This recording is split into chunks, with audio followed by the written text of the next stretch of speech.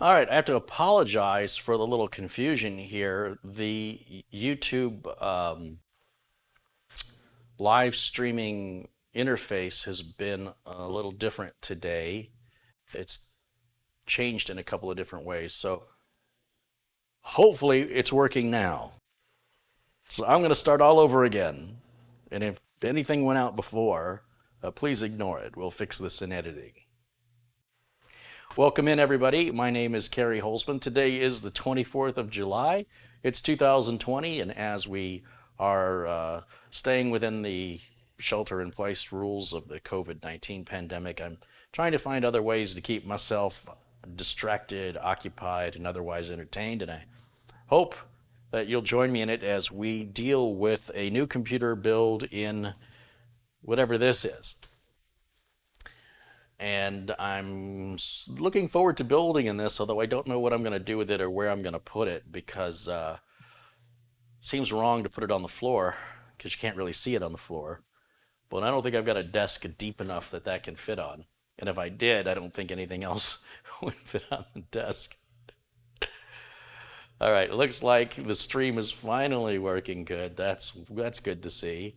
And the parts list in the video notes isn't put together yet. I was running late and I'm trying to rush through this to get this started. So we've got a 10700K Intel processor. I can't get a 10900K. They're just not available, at least not at MSRP. Everybody who's got one is selling it for way over what the retail price should be.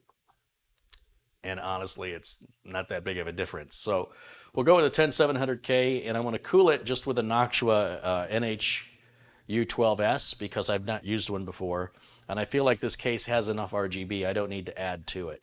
I know this case just begs for liquid cooling, but I'm not going to put liquid cooling in there. It's too much cable management, and then you have to go back and replace it every 4 or 5 years because the pump dies. So I just want to build it once and be done with it for a long time. The motherboard is a Z490 Aorus Elite from Gigabyte. The solid state drive is a Samsung 970 Evo Plus. We've got some G-Skill Royal, Trident Z Royal RAM. That's really nice RAM. I like it a lot. The GeForce RTX 2080 that I was going to put in that build back there, that build still needs to have a bunch of cooler reviews done on it, so it's going to be a while, and I'll have time to order a replacement. And I feel like that card is better suited to this build. To power it all, I've got the EVGA 700 GD power supply. Getting power supplies during the pandemic has been very difficult. I got fortunate, found some on sale, ordered a bunch of them, and I think that'll be a real good power supply to use in this build. Although I don't recall using one before, so I'm trying to keep positive thinking here.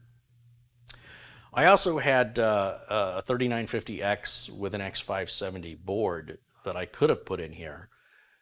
And my experience with AMD lately has had me quite frustrated and angry.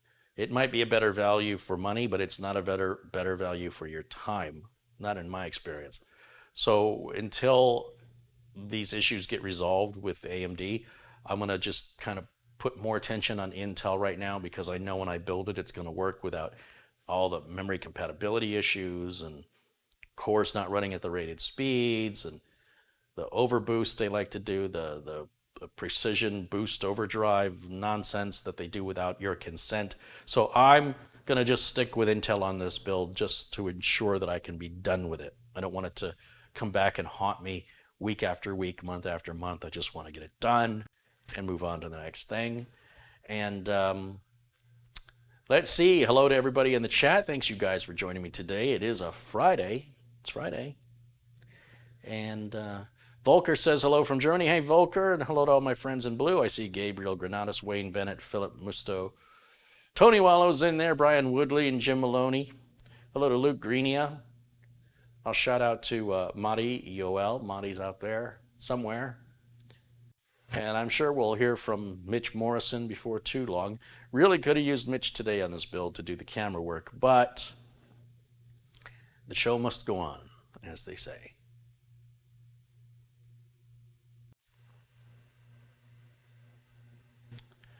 Zach says Intel Boost 2. Yes, it does, but it's not as commonly done as it is on high-end boards like the 490s. It's not typically done without the user turning it on, versus with the AMDs, it turns on and it boosts. It's not even I've talked about this in the past, so it's really hard for me to remember all the terms. But the motherboard manufacturers on those X570 boards are all boosting without, they're all overclocking without the user turning it on. In other words, that's default out of the box. And I have a problem with that.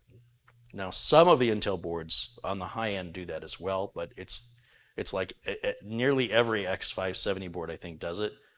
And again, my frustration with AMD with RAM incompatibilities and cores not running at their advertised speeds, it just goes on and on and on and on and on. So I'm just not going to deal with the nonsense. You want to build AMD and you deal with it.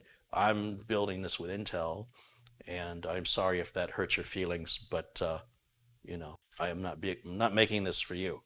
Okay. Let's see. Yeah, this case, this is something that I couldn't even get this on a Lazy Susan. Something's loose in there. I couldn't even get this in a Lazy Susan because it's too long. It's got 3 points where it's touching the ground. It's touching here up in the front. It's got a foot. It's got a little foot right here, and then it's got a big foot right here in the back. So that is just, it's too big for my 22-inch Lazy Susan. So I will figure out how to work around that. And I just thought this would be kind of fun, something different. And I have no idea what the heck I'm going to do with this monstrosity. Please look in the video notes for information about the case and the processor. I will add the links for the RAM, motherboard, solid state drive, power supply. That will all be added in the video notes after the show.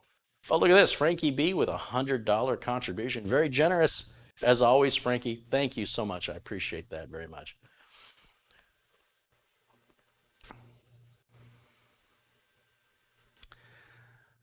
Hello, John Panarelli and Jonathan Fazzani. Hello to Jim Skinner and Glenn's Music. Welcome in, everybody. Good to see all the familiar names and faces in the chat. It looks like we've got, what do we have, about 464 viewers watching. Good. Well, I guess I can get started. That's enough people for me to get started. So let's wipe the condensation off my counter and move my drink out of the way. Now, one of the things you need to know about this case, and this is going to be a little hard for me to manipulate, and let's hope that my back doesn't get too mad at me. But around the back of this case, come on. Now there's the side of it. There's a handle back. Oh, okay. Need to sit down. It's not that bad. So in the back of the case here, there's a hand, and this handle exists in order to extract the actual part of the case that holds the motherboard and the components. And I do believe, and I am not looking at any instructions. I don't like to look at instructions. They're just not for me. I'll look at them if I have to, but I'm going to try and do this by intuition and experience. We've got a couple of thumb screws down here.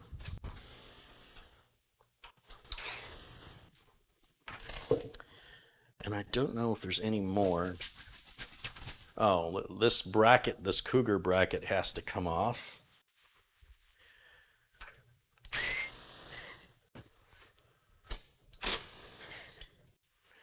Now there's a little inconsistency in that these screws are captured, but the other screws were not captured, so I don't know why they do that. And then there's 3 positions where there's 3 holes up here where this bracket can go on different depths, I guess, to make room for something that would be there. I have no idea what yet, because I'm kind of working in the dark on this. It's a whole new experience. Whatever was wire tied here broke off in shipping and is dropping around, and it's banging around inside of the case. It seems like it was an ineffective way to secure that. I can also see this bracket here is also holding in this tray.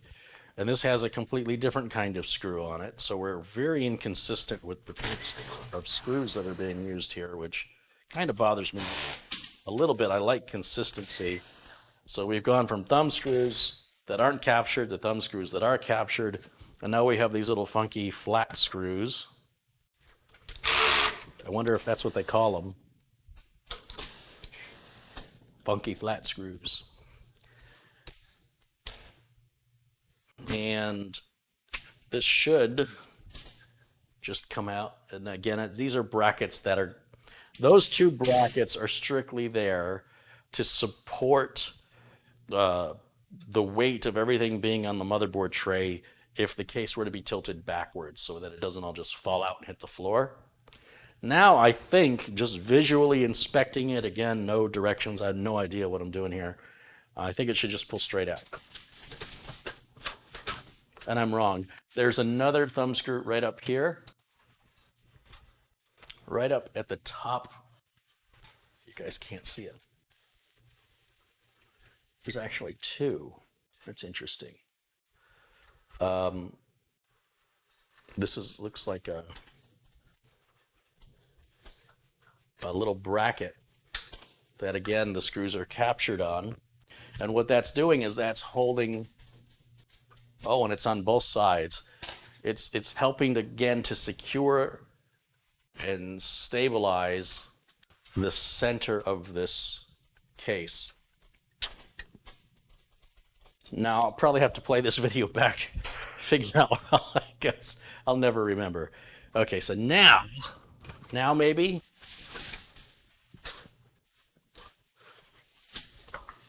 We got a couple things going on here. One, we have a bracket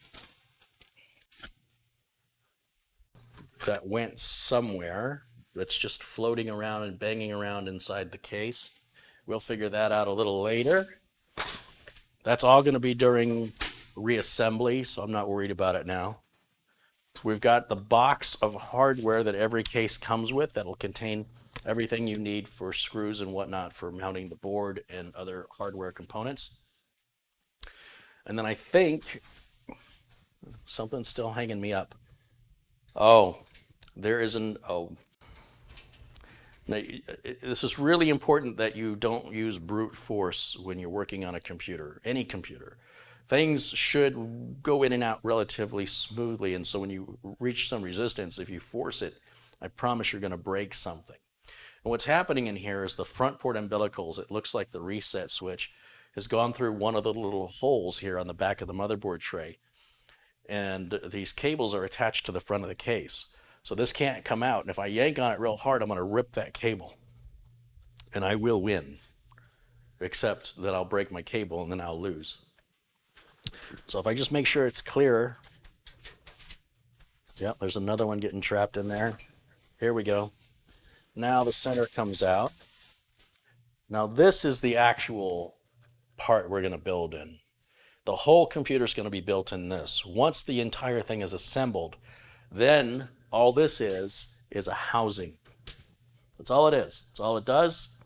And, well, it does a little bit more than that in that it has the front port umbilicals on it. It's got the power switch, power LED, hard drive LED, the front fan, all of that's got to hook up to the motherboard. And that's all in here. That's, again, it's a little difficult to show you, but there's a bunch of cables hanging down right here. It looks like we've got a SATA power connector, USB, looks like maybe an ARGB connector there so you can synchronize it with your board. And then the whole front, that's all wired up. It looks like this panel may come off up here for some reason. I don't know why. But I'm going to leave all that alone. There's nothing I'm going to mess with. If we look at the top of the case, if I bring it around, it should be quite a bit lighter now. You'll see how wobbly it is without the support to bracket it on each side with those brackets that I just took off. And then oh, it's still pretty heavy though. All of your RGB lights here up on the front are going to be powered by that SATA connector. And then way up on the top, there's all your buttons and USB ports way up there. You see them?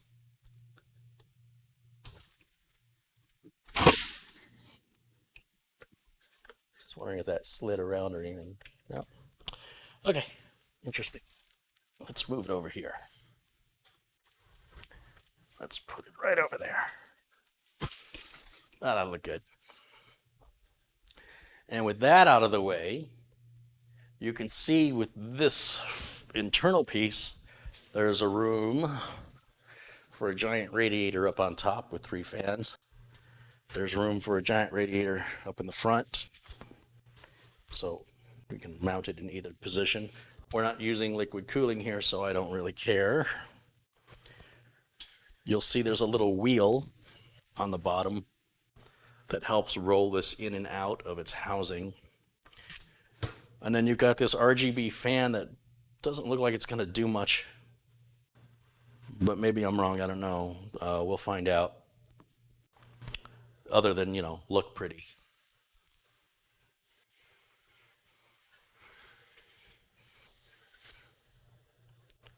So working on it now should be relatively simple with the case panels out of the way. And that's a very useful feature. I see they've already installed motherboard standoffs in the standard ATX positions. We'll get rid of this wire tie. We've got 1, 2, 3, 4, 5, 6, 7, 8, 9. Those are, it's all industry standard. And you'll see there's a couple of brackets mounted vertically, and that's so you can display your graphics card this way. You don't have to. I mean, if you want to put your graphics card in the traditional way, but if you want to show it off, it's designed somehow you can put the graphics card in this way. I imagine maybe there's parts in the box. I don't know. We'll get there. So I'm going to just slide this back right here. You can see I'm quickly running out of counter space. And what do you think so far? What do you think of that design? Definitely something I have never seen a computer case open like that ever. So I'm going to give them bonus points for originality and creativity. It doesn't mean it's going to work very well or be easy to work on, but it's looking like it's going to be pretty easy to work on compared to some of the other cases I've worked on.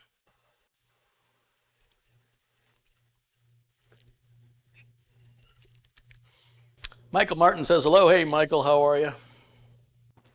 Hello, Luke Greenia.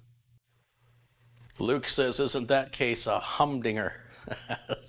That's a word for it, Luke.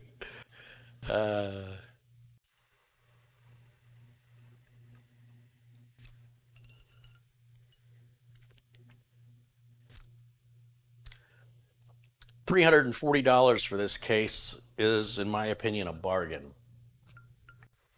The Xenos G3, those of you who think this is an expensive case, Google the Xenos XYNOS G3. Can anybody tell me how much that case is?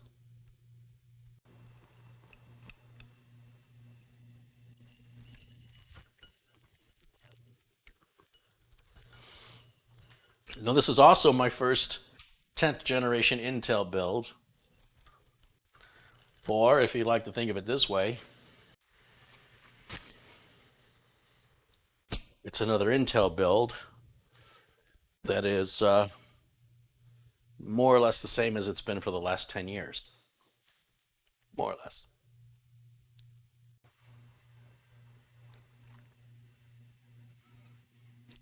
It's certainly getting reactions. Whether you like it or you don't like it, the fact that you're reacting, that's a good thing. If we take a look at some of the contributions I've missed, I apologize for sort of having my back to the screen here. Let's see what I've missed. John Spartan has contributed $5 Canadian. Stuart McMillan with 19 pounds and 99 pence. Chris Keegan with $10. He says there's a Kids at Hope build right there. Yeah, maybe. Michael Rico contributes $10. He says, great to see another video, Carey. Awesome info and builds. Always. Thank you again for all you do. Joining you again as much as possible, Mike from Cleveland, Ohio. Thomas Beckenstowe with a $100 contribution. He says, "Hey, Carey, thank you for my build. I hope this helps the channel." That's very kind of you, Thomas. Thank you so much. Thanks for all of your support and your patience. Yeah, there's the price on the Xenos G3 case, 1,895 US dollars. I've got that build, but I still have to complete. I started it, but I wasn't able to complete it because I had some missing parts. And as time permits, I will get back to that. Now, whew, my thanks over to Simon Davis over at RoboForm. There's a discount right now, 60% off. It's a password manager. It can autofill all your passwords for you.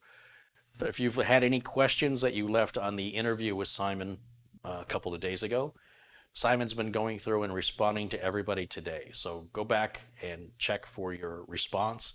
Anybody who's asked a question about RoboForm, Simon is answering those questions. He just got to it today, and I think you'll find his answers to all be, for some people, not what they were expecting. The people at RoboForm are very kind and will bend over backwards for you. So there's some of the questions were a bit accusational, and I think Simon did a good job in correcting them. And my appreciation goes out to the folks at RoboForm for sponsoring us here and helping make stuff like this possible. And it's a heck of a deal for you guys. Rick says, "I'm worried about the weight after it's built." Well, the heaviest computer I built was in the Cosmos 2. I couldn't lift it once it had parts in it. I had to have help. And I may have to have help to get this off the counter.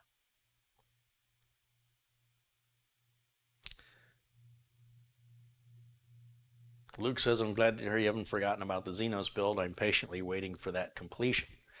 Yes, well, it's a one-man operation, Luke. Unfortunately, everything has to be done by me, from answering emails to ordering parts and dealing with returns and answering support calls, making videos and helping customers.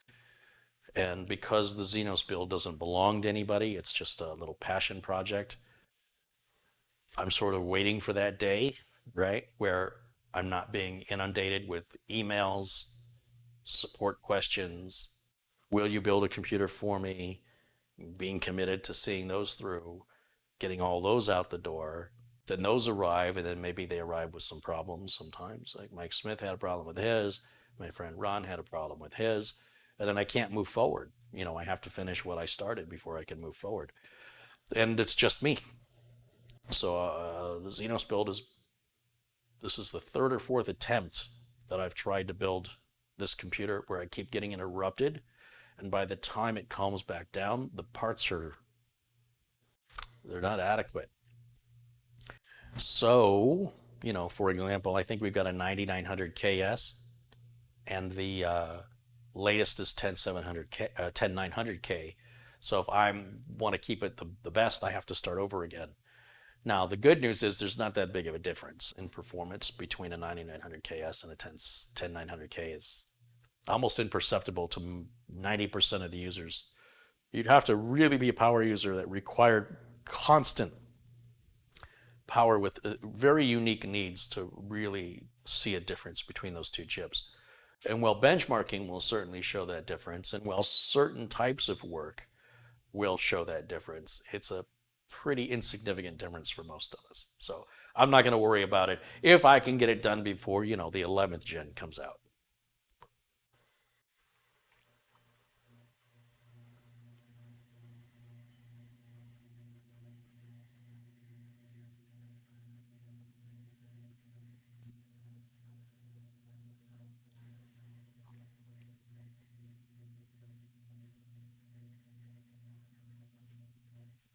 I want to remind you that the parts, the case, and the processor right now are listed in the video notes below the video.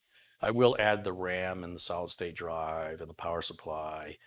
I will add that to the video notes after the video, but I got a bit of a late start, so I'm trying to just sort of push things forward before they're necessarily ready so I can, get started before the sun goes down. Mr. Spock has contributed $5. What planer did you get that case from? Something that the Romulans would have made? Perhaps. Sounds like an appropriate question that Mr. Spock would ask.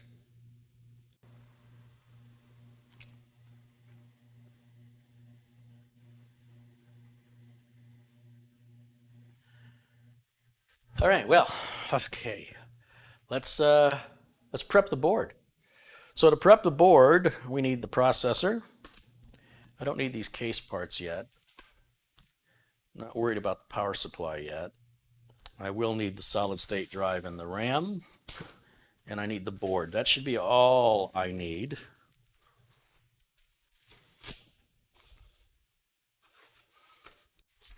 And let me just clear some work area.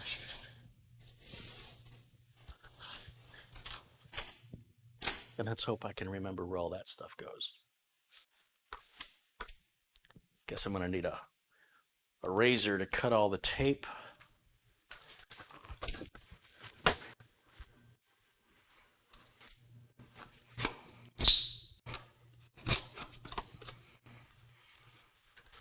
These are all brand new parts. This is a live, unedited, unscripted broadcast.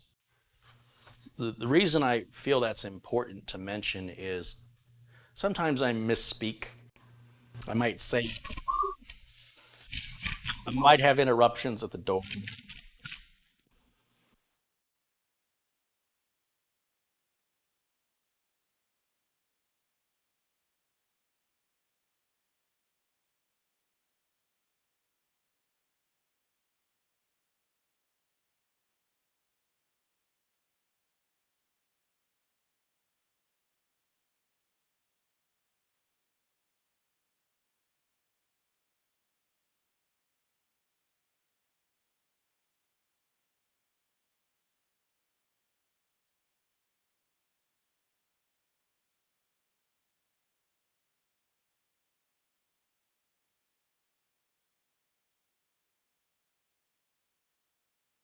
Good boy. What was I saying? I might have interruptions at the door. I uh, I don't submit these videos to a corporation for their approval. Cougar did not send me the case. Gigabyte did not send me the motherboard. Nobody from Gigabyte has ever reached out to me in their PR department. It has never happened. Nobody from Samsung, Intel, G-Skill, EVGA, nobody, Noctua, has ever reached out to me ever. So this is not a sponsored video. You are not watching a long commercial. You're watching a real technician build a computer with parts paid for with real money. And I have the freedom then to be honest about how I feel about those parts without worrying about financial repercussions to future sponsorship opportunities from said manufacturers. If you don't have anything, you have nothing to worry about losing. And I feel that gives me an advantage over the bigger YouTube channels, the big tech channels, because I feel like many of them make a lot of commercials. I never wanted to start a YouTube channel to make commercials for large corporations, and I never intend to do that. So I appreciate that you guys acknowledge the difference here and understand that without a script, without a camera operator, without somebody here to assist me, what you're effectively looking at is a real technician working a technician's job. And what that means is when a tech goes on site to deal with a customer's computer, you don't know what you're going to encounter, but you're expected to resolve whatever the issue is. You've got to figure it out, and it may be something you've never seen before. There's no rehearsal, there's no do-over. If you did it wrong or it takes too much time, that's going to affect your ability to stay in business. And it's not properly reflected on YouTube tech channels overall in the sincere nature of what it is to be a technician. Now, to be a hobbyist, to be an enthusiast, to sit at home and say, hey, I'd like to do this just for myself or my friends, that's a whole different thing. It's sort of like playing baseball with your friends versus being on a Major League Baseball team where, you're required to go there, and your performance can result in the end of your career or moving up in your career. It's far more serious fun. There are serious and dire consequences. And as a hobbyist, there's really no consequences. They just affect you. You know what I mean? Like, they don't affect anybody else. So I want to reiterate that there are times I may misspeak. I might mean to say one thing and I accidentally say something else. That happens, but that happens in any conversation. You can't tell me you've never talked to somebody and just in casual conversation couldn't find a word or meant to say something and said something else. It happens to us all. And I'm not editing any of that out. Like maybe at some point this video will be edited down, but I want you to know everything you're watching right now on July 24th, 2020. This is all live happening right this minute. So there's nobody else here. It's just me doing everything. So I hope you can appreciate the complicated nature of what I'm doing. Or maybe it's just incredibly simple and I'm making a big deal out of it. Jeff000 contributes £5. He says, "Hey, Carey." Hey, Jeff. How's it going? How are we doing up here? We've got 821 people watching. So getting back to prepping the board,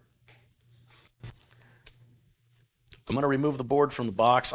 This is my very first socket 1200 build. I've never done one before, and it won't be any different than a socket 1151. The heat sinks won't be any different. Nothing will be any different. It's all exactly the same. Why people get so excited to see it, I have no idea.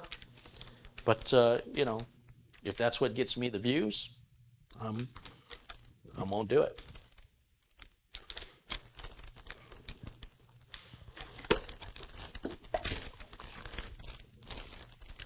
Ooh, that's a heavy motherboard. We got some cardboard that can go over there. Oh, look how nice everything is in here. The I/O shield's already built onto the board, which is nice. There's no I/O shield to remove. We've got the quick connector here, the G connector they call it, for the front board umbilicals. Instruction book, and interestingly, they're still including a DVD. I'm surprised they do.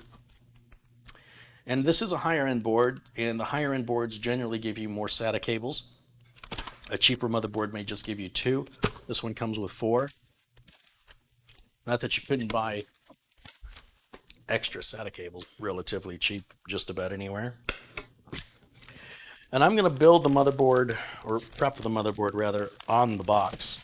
And the reason I do that is there's sharp points underneath the board, and it can scratch up my countertop pretty bad. You can also build on the anti-static bag. The inside of the bag and the outside of the bag are made of the same material. If you went to the grocery store and you took your grocery store bag and turned it inside out, would it not work anymore? The only way these bags work is if they're closed, because it's a Faraday cage. If I put you in a cage, okay? Think about this. This is the reason they say don't work on the anti-static bag, because it won't work as an anti-static. This is not anti-static protection on the outside. And I'll tell you how that's misinterpreted. The outside and the inside are made of the same material. But if you stand on the outside of a cage, it will not contain you, will it? If you're on the inside of the cage, it will contain you. And people have this amazing ability to misunderstand the comprehension. They're unable to comprehend properly the information that's being conveyed. And I'm not going to blame the people on this for miscomprehending. I'm going to blame the communicator. So a communicator is failing if they are not being very clear about whatever subject matter that they're trying to communicate. So in this case, an anti-static bag of any material only functions if something's inside of it. A cage only works if the person's inside of it and the cage has no big openings or holes in it.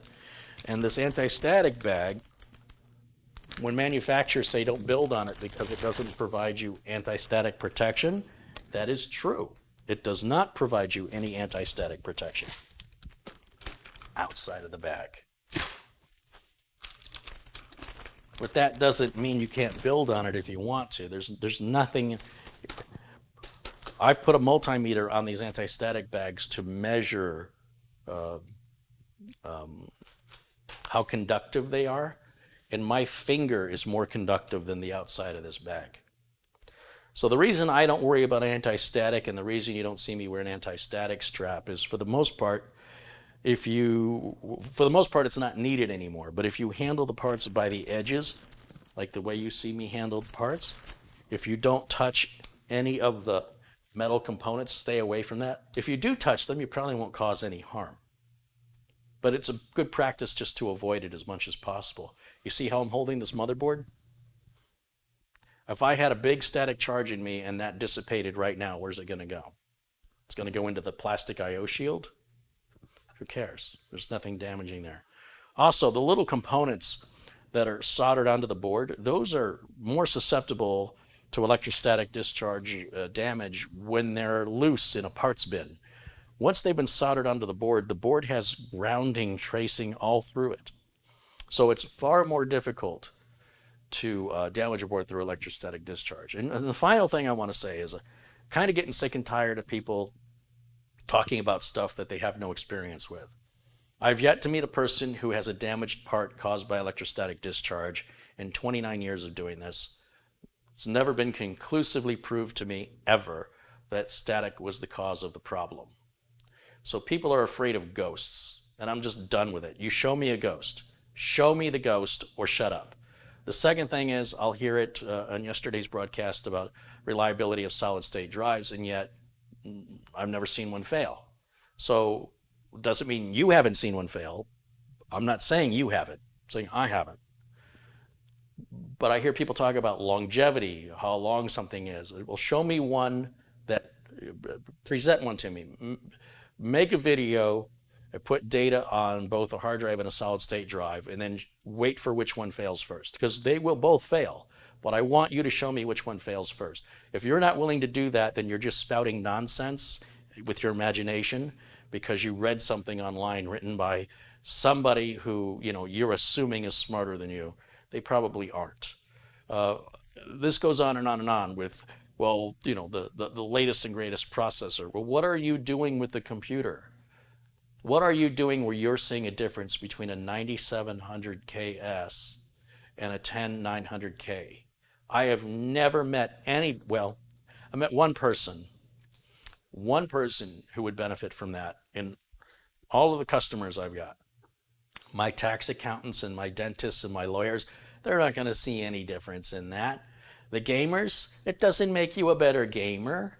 So I don't understand this fascination by making up for what is essentially human fear and inability, and by replacing that with some sort of justification of preventing it from happening by taking certain steps.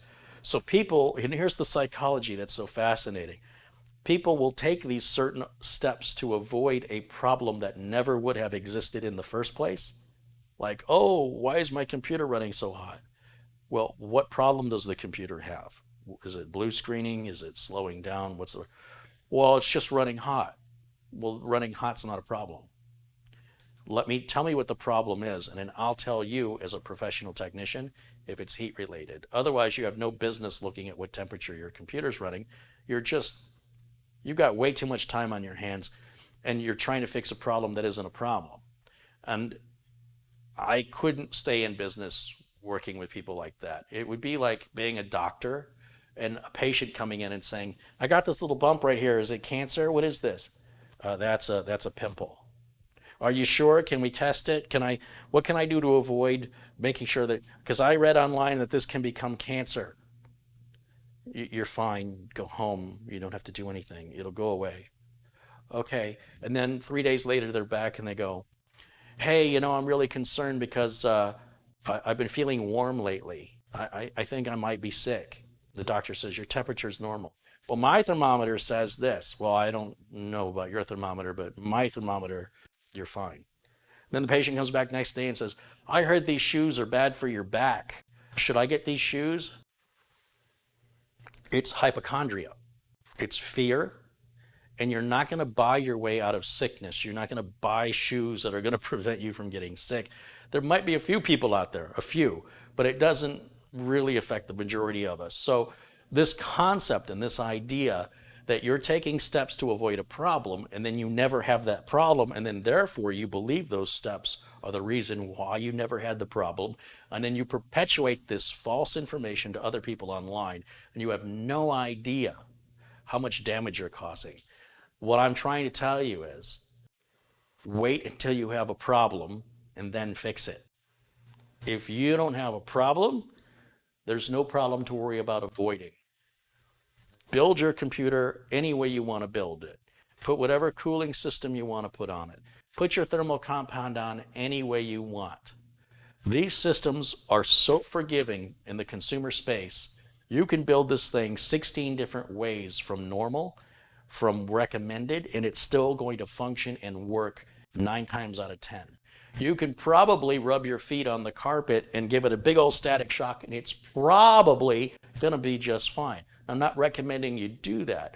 I'm saying you should take reasonable steps to build with caution, and then don't worry about what problems you're avoiding. That is a sickness. There's a sickness because you'll never know if you avoided the problem because you may have never had the problem to begin with. It's almost a level of insanity. It's what I call technochondria, and it's so prevalent in the nerd culture. It is really troubling if you can't tell. I'm really troubled by it because it's like insisting there's a ghost. And if you want to believe in ghosts, that's fine. You go right ahead. When you want to show me a ghost, I'm interested. Until then, I have no interest in that. I have reality to deal with. And I would much rather work in reality than my imagination. So I just want to put that out there and give you something to think about, especially when you're reading other items on the internet and you're watching other videos from other content creators. Remember, they read it too, and all they're doing is parroting it back out.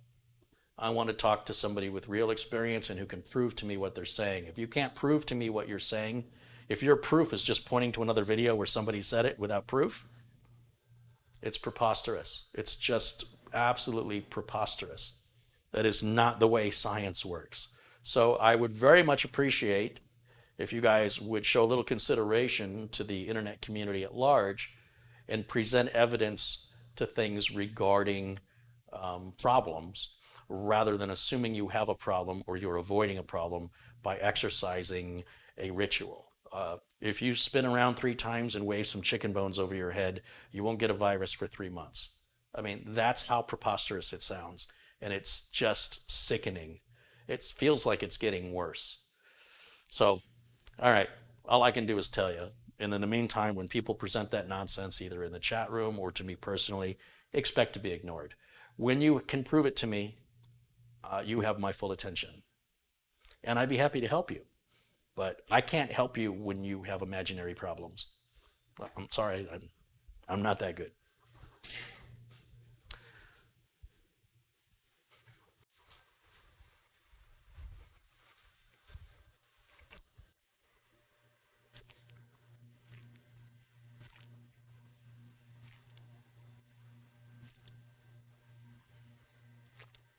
Hey, there's Mitch. There he is. Hey, Mitch, how you doing? Michael Dane, good to see you. John Mallory, Starbuck Tech. Aorus Team Jeffrey joins us. Pat Mullins.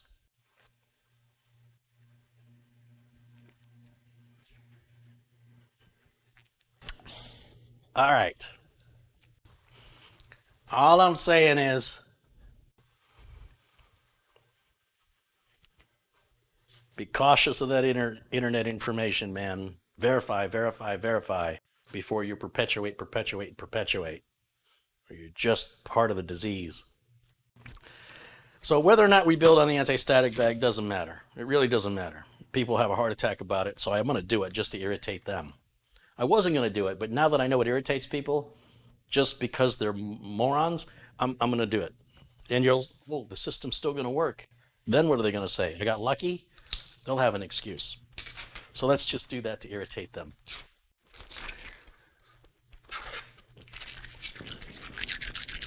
All right. What is this? Limited functionality check manual. Oh. Oh, that's interesting. This has 3 M.2 sockets, so we can have 3 NVMe drives in here. And I'm guessing the reason that this sticker is over the top one, and the top one doesn't have the heat shield. See, the top one is bare.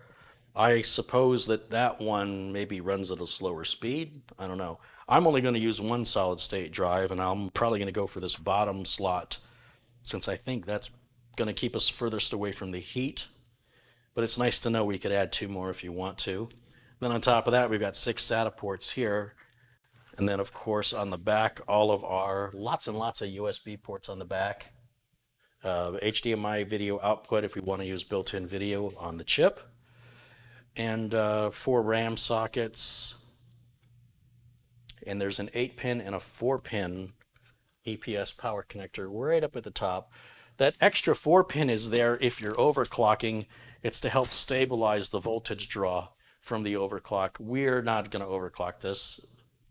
So if I put that extra 4-pin connector on, it won't do me any benefit. And if I don't put it on, it won't cause me any consequence. But I will say this, if this power supply, which I don't know yet, I haven't opened it up, if it has the connector for that, most power supplies don't. If it does, I'll use it, because otherwise, what's the point? I mean, I've got it. It doesn't hurt to have it. And if it doesn't have it, I'm not going to change the power supply so it can just fill a hole that I'm not using anyway. We will use the 8-pin for sure, but the 4-pin is fully optional. Now, if you're an overclocker, again, you would want that for system stability.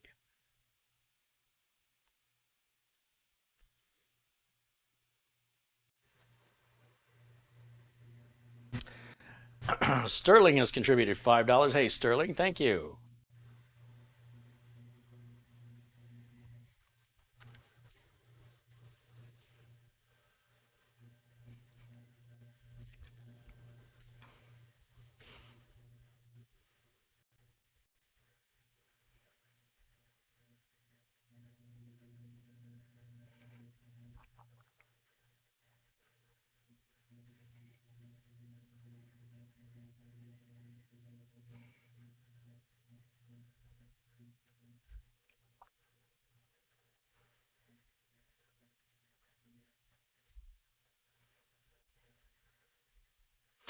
William Lynn says, I bought the Orico NVMe enclosure that you recommended. Thank you for the recommendation. It works so well. Right on, William. Glad you like it. I know I liked it at the time. I think the one I like better is the pluggable NVMe enclosure since I made that video. But the Orico one is fine. I think it's a bit cheaper.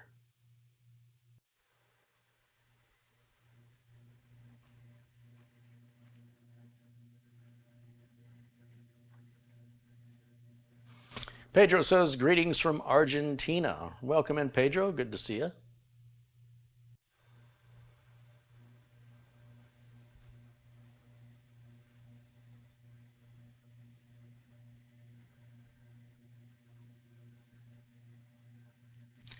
Okay, so when we're prepping the motherboard, there's a number of different ways that you can start. If you want to start by putting the CPU in, if you want to start by putting in the RAM or the solid state drives, there's no right or wrong way to do it. In fact, we don't even have to prep the board first. We could put the power supply in first.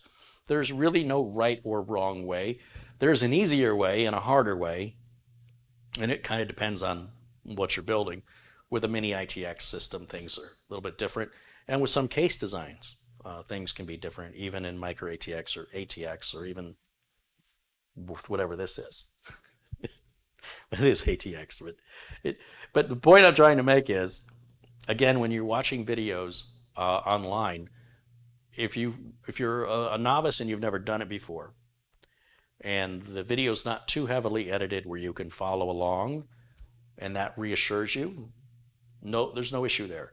But know that there's no particular order of events that are required in most cases. Sometimes if you put, like if I put the RAM in and then I realize it's getting in the way of me putting the heatsink on, it is no big deal to take the RAM out. It takes less than 60 seconds if I'm taking my time to gently remove the RAM, put the heatsink on, then that'll take whatever time it takes, and then put the RAM back in. So even if you put things in the wrong order, it's not undoable. It's not a big deal. And it's a very good experience for you to learn. John Rice with $20 contribution says, thanks. Hey, thank you, John.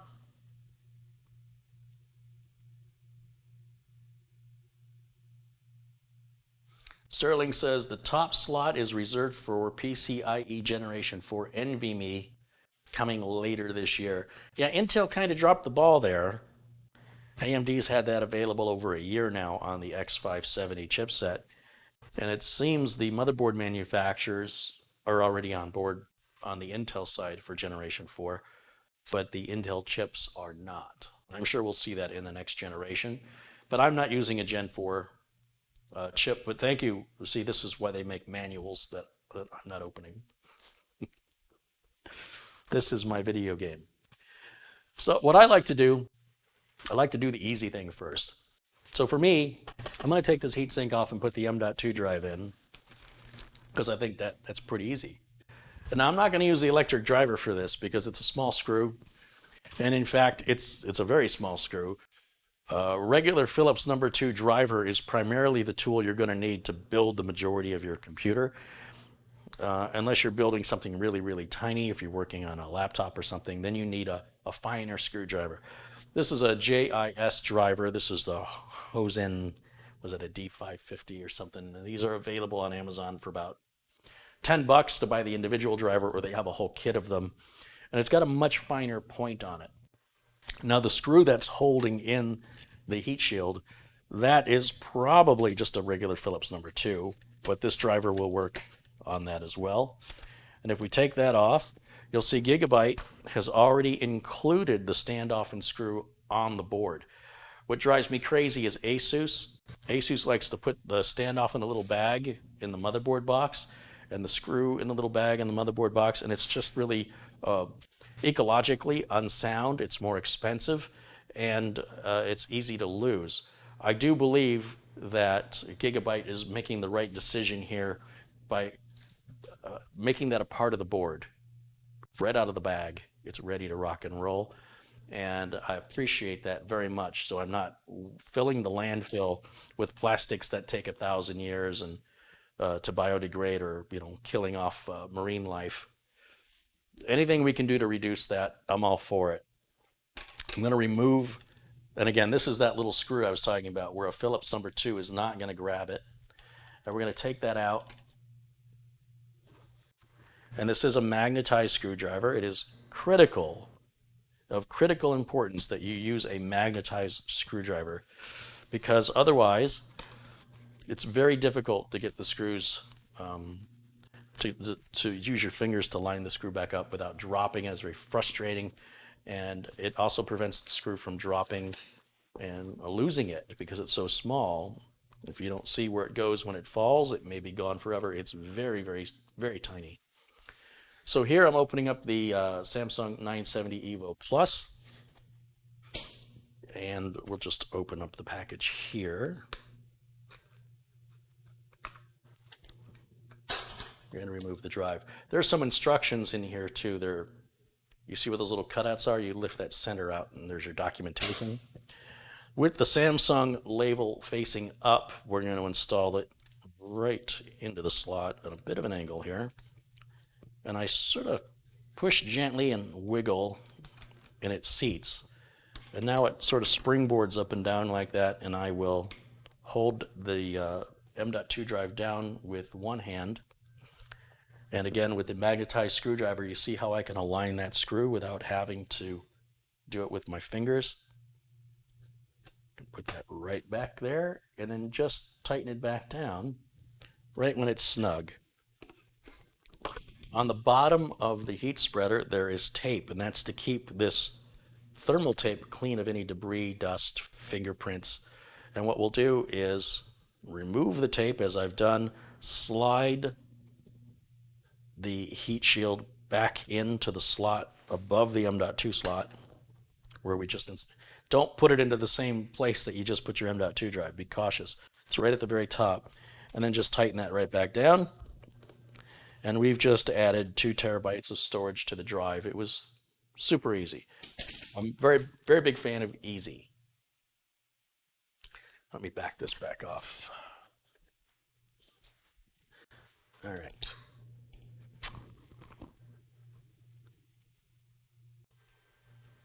Timothy Wurs has contributed $20. He says, "Hey, Carey, thanks for the case badge, by the way. It'll be used soon." Right on. He says, "With the incoming of HDMI 2.1 TVs, it will be a new way for graphics card makers to stick consumers for more dollars since it can push 48 gig capability to push 4K at 120 frames per second." Well, again, yes and no. Technology needs to keep advancing forward, or we'll still be watching 4:3 video content in 360p resolution. I think that any progress is good progress, and there's really no requirement for people to have that.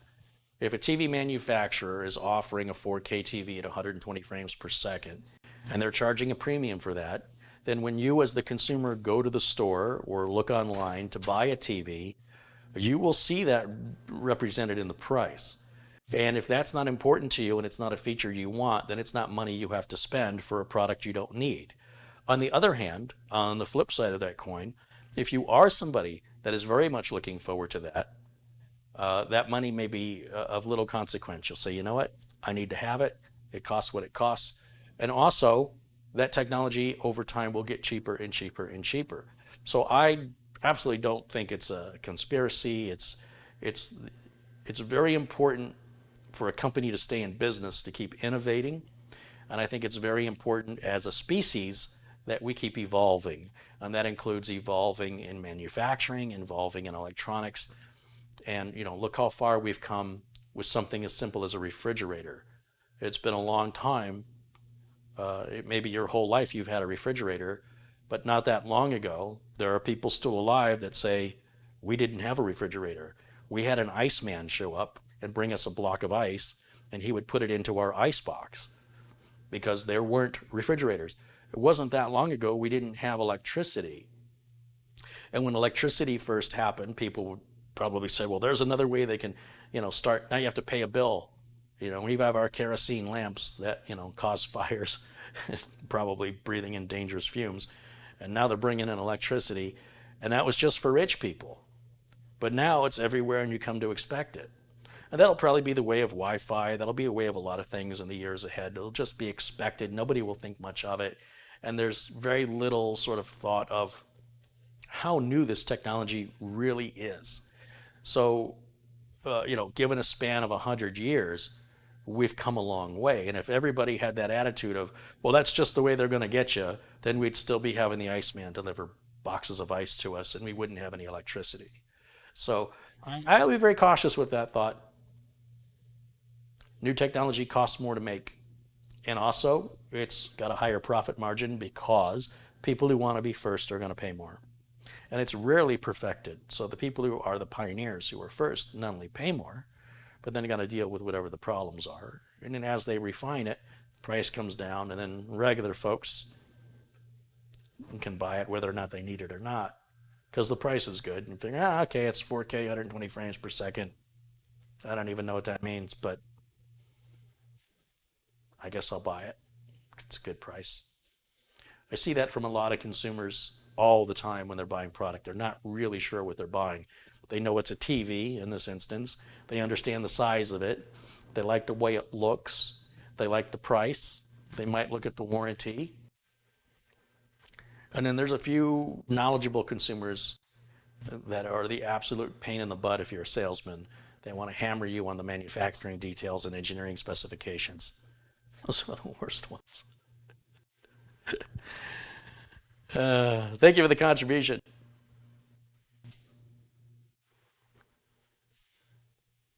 Gary says his grandfather did not get a telephone until 1965.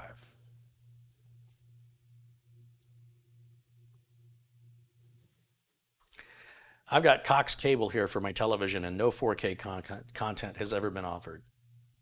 But all the TVs in my house are 4K TVs. Why? Because the price was, first of all, trying to find a 1080 TV is pretty difficult at like a 65-inch, in a big screen size. And secondly, I thought, well, if I ever get 4K, I can watch it. YouTube has some 4K content I can put on it, but I don't see any difference on it. I think it's being so compressed through the bandwidth that it's just giving me a bigger picture, not necessarily a more refined one. Not quite sure what the bit rate is.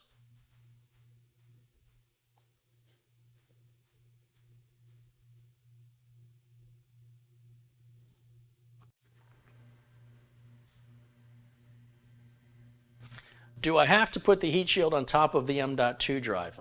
No, absolutely not. It's mostly there for looks. There is never been a case that I've ever seen where a heat shield was required on any M.2 drive. In fact, the Generation 4 drives run better when they're hotter. And you can Google that information and read more about why that is. There's technical reasons that are above my head, but they do like to run hot. The Generation 4 NVMe drives like to run hot. They run better. Not when they're too hot. Everything's got limits.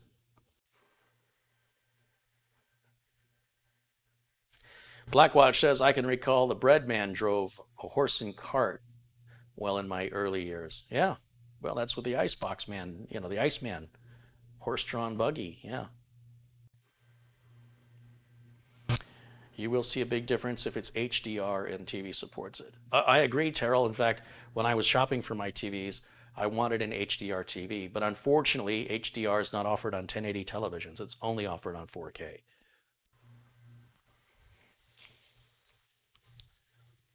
But I absolutely agree with you. HDR is wonderful.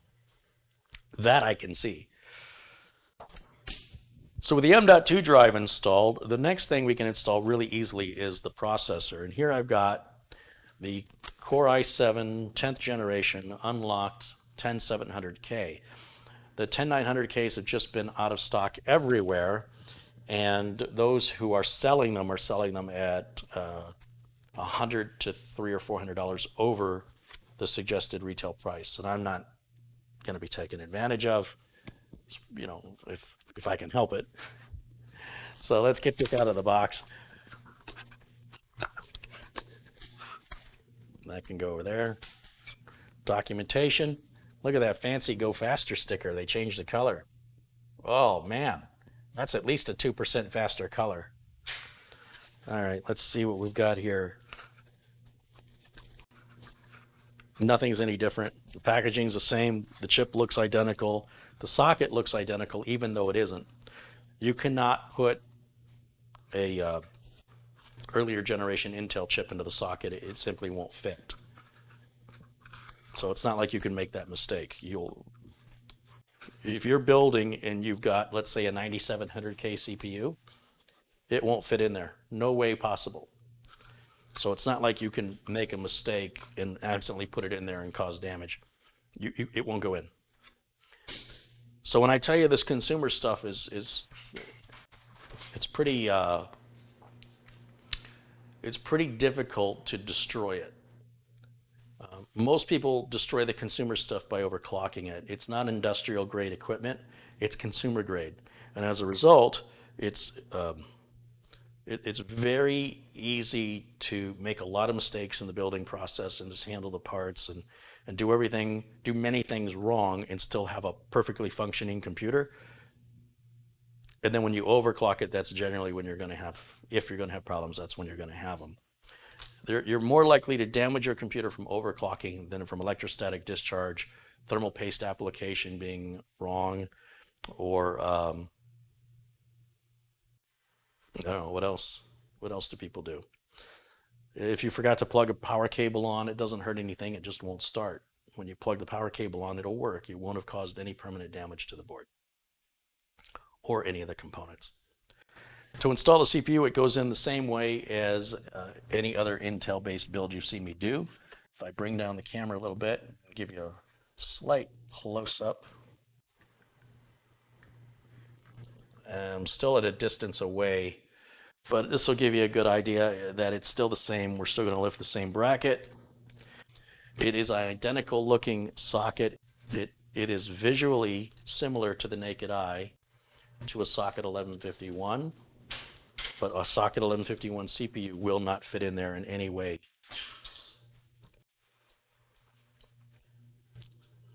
The chip, to give you an example, on a socket 1151, these little grooves that are cut into the side of the chip, where are they? There's one right there, and there's one right there, we're right here. See that little groove? That's up at the other side of the chip on a socket 1151. It's way up at the opposite end. So they're not even close. So there's no way that a socket 1151 chip will sit down into that socket. And we'll make sure that's in there good, and then lower the lid and push down the lever, and that plastic cap will pop right off. And we'll put the little plastic cap away because we need this if we ever have to send the board into the manufacturer. We would take all of our hardware off of the board and put it back in the same condition it was in when I took it out of the box, which is no M.2 drive, no RAM, no CPU, and this cover protecting those delicate pins underneath.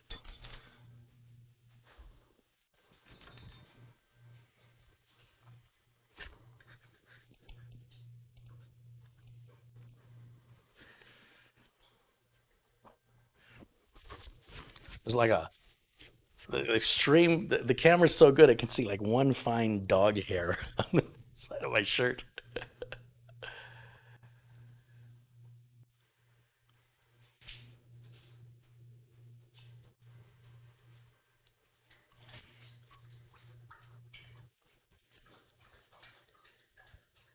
The next thing is the heatsink and fan that I would like to put on. And I've never installed one of these Noctua NHU12Ss before. I always hear about the rantings and ravings of the cult of Noctua followers. And I know they make good stuff, but it's often overpriced. This is a $70 cooler. And I like that it's not over the top. You know, the case is enough. I think we have enough RGB. And with the RAM, we'll have some RGB inside. And I think that should be enough RGB for me. A little too much, to be honest. And I wanted a cooler that's going to be quiet and subtle so that the attention can be on the case. That's really where I want the focus on this build. And I thought, let's give the Noctua a try. The side Mugen 5 would work as well, but the silver version isn't going to match with the colors here. And they're out of stock on Amazon currently, and it would save me about $30 in cost. But I thought, you know what? Let's just do as much different as possible on this build and give my viewers some variety. So what do we have? We've got a box with accessories. And I'll set that over here. And then we have a useless piece of cardboard.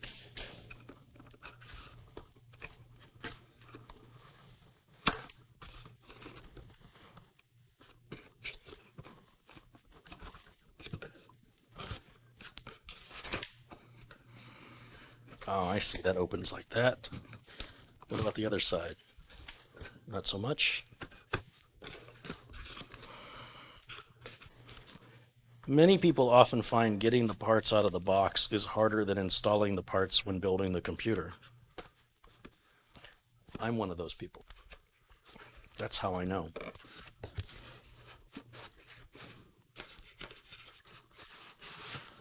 Okay, that's all there is in the box.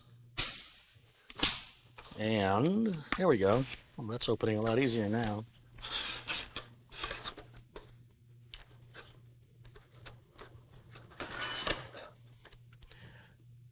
The Noctua cooler has 1, 2, 3, 4, 5 heat pipes on it. That's an interesting number. There is no pre-applied thermal compound. Look at that mirror-like finish. That's impressive. You can see the camera in there. And I'm going to just keep it covered to keep it clean. That's why that's there. And I like the subtleness. Although it's a fairly slim radiator, it's only about as wide as a Hyper 212. The scythe is a bit bigger than that, much more cooling surface. But the 10 heat pipes, that's interesting. It's an unusual number. I think scythe has 8. I think the Hyper has 6, 4 or 6. I can't remember. I'm sure somebody in the chat will tell me. And then Noctua has a history of wasting a lot of packing materials, in my opinion. They love their cardboard. I can go back years, and it seems like the amount of cardboard you get for your money is really well represented in Noctua products. But you know, you got to pack your stuff well so it arrives without damage, or that's going to be an upset customer and an expense to the company. And somebody at some point said, let's just pay for extra packing material just to play it safe.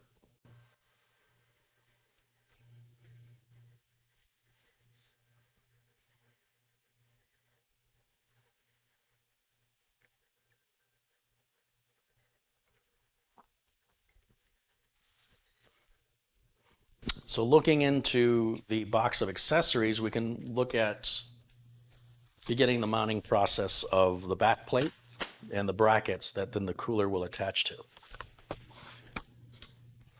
The OCD in me likes the way Noctua has packaged this. Normally with other cooler manufacturers, all this is just slapped into a plastic bag. But look at how they've displayed it. It's got a nice display, which again, as somebody making a video, that's great, the way it looks on camera.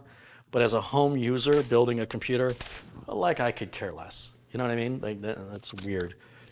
We've also got 2 other brackets that are not prominently displayed there.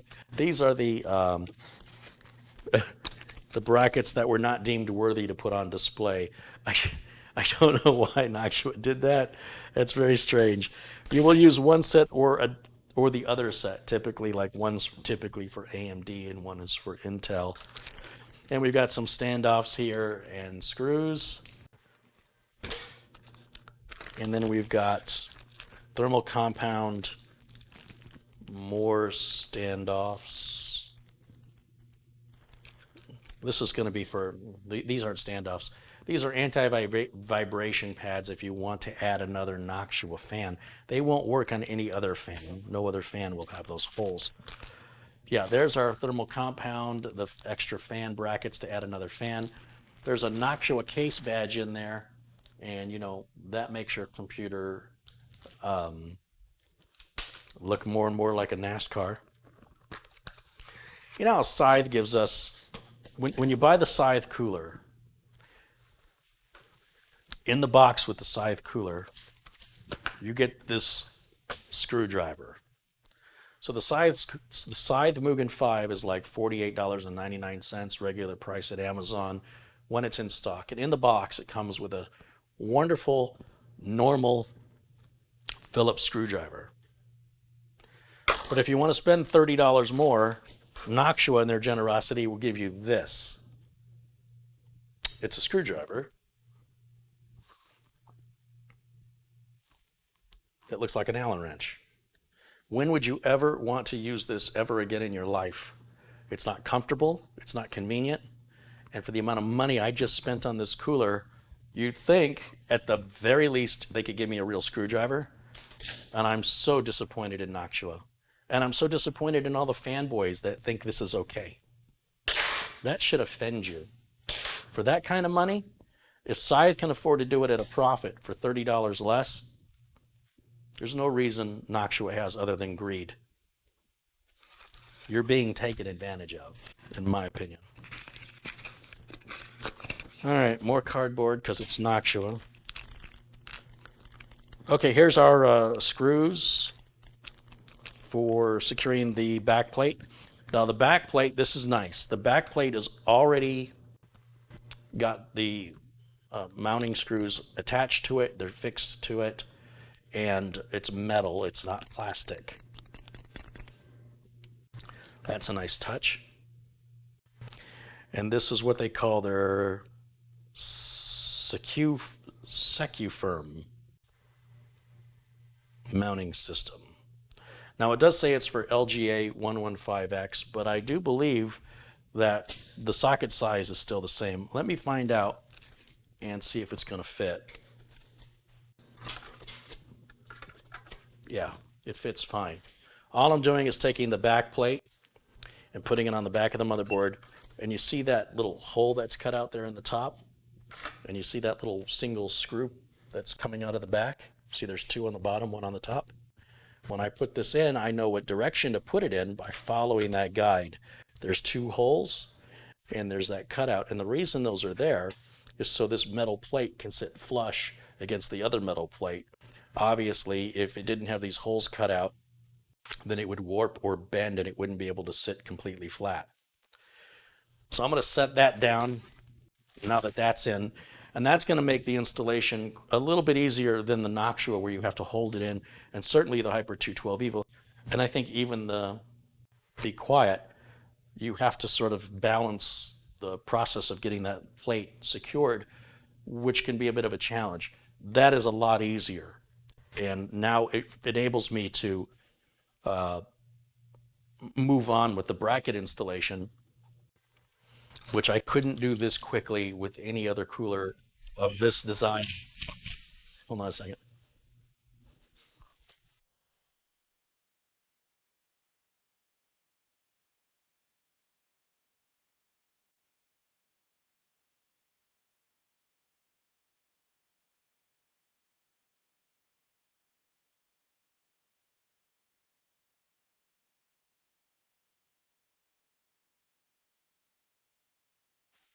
Okay, good boy. I didn't need that video card outside baking in the sun, so the dog earned their keep today.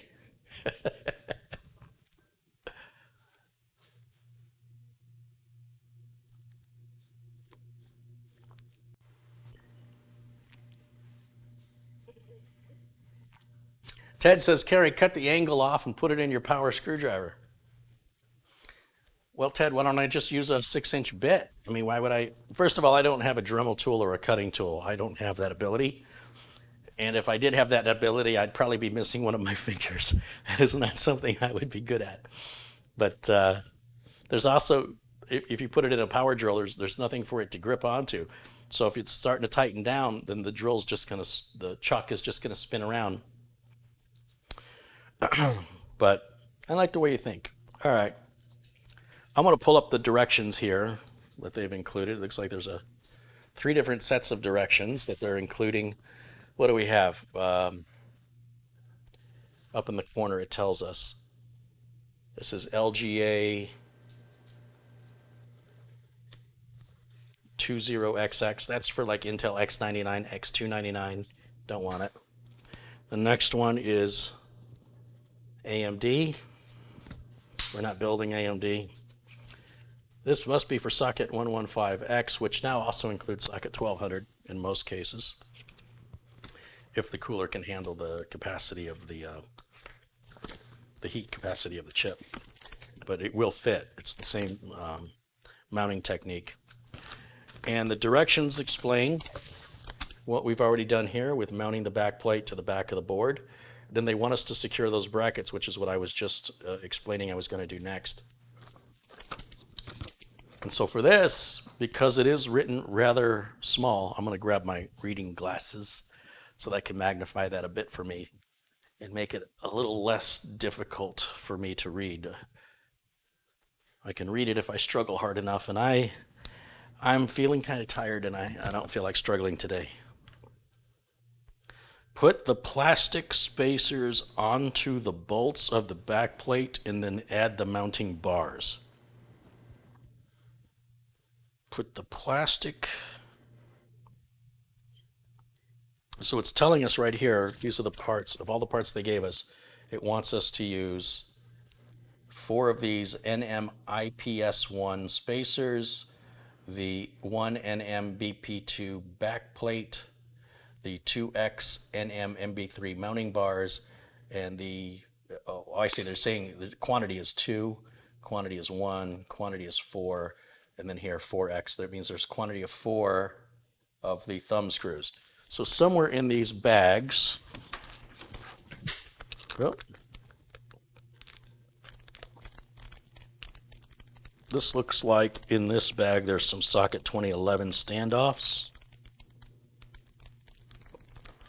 So I have to guess that this bag with the white spacers and those long screws and these parenthesis looking brackets, this is for AMD, so we don't need these. This bag, on the other hand, this is the Intel bag. These little standoffs, that's for socket 2011. We're not going to use those. We just want the spacers and the thumb screws. So we're going to, out of this bag, we're going to take out all these spacers and these thumb screws. And then the rest of it is for the socket 2011 or the X299, X99 motherboards that Intel makes for their processors that end in X. Intel processors that end in X, not AMD processors. So these little standoffs, 1, 2, 3, 4, going to X99. We don't use those. I can put these little spacers now over the bolts, over the bolts, over the bolts, and over the bolts. Super easy. Super, super easy. So I got no complaints, but the day is still young. On these brackets, as I've learned from installing the other cooler, when you see a post coming out of the bracket, that's indicating which way is up, because that tells me that the heatsink is going to screw down onto that. So don't install it upside down, because it's not going to work well for you. I mean, you can if you want to. I did the other day, and then what I had to do was take it back out and turn it around. Oh no, I've completely ruined it. Not. But if you just want to be efficient, the way the brackets are going to go on is in the same direction as this lever that we've lifted up to install the CPU. Just like on the Mugen 5, these brackets go, I'm going to imagine, closest to the inside. And I will say, no, the brackets go into the middle hole. There's 3 positions in the bracket. You see 3 positions that screw can go. Left, right, or middle. This is going to use the middle. And I noticed right on the bracket itself, it says this side up. That is a nice touch. I like that. Well done, Noctua. You see what I'm doing here? I am criticizing Noctua and their packing materials and their crappy screwdriver, but I am praising them on the things they do right. This is not a one-sided, biased, I am trying to look at everything from a very logical and unbiased perspective with no agenda. Nobody's paying me. I'm not getting a check from Noctua. I've never received a check from Scythe. Or Be Quiet, for that matter. So what I'm trying to vocalize to you is ways that I think things could be improved, if they could be, and new ideas, such as printing this side up, that I've never seen on any other cooler brackets from any other manufacturers. That's very useful to have that etched in. I'm sure that costs a little extra money to do that, and it's appreciated. Thank you, Noctua.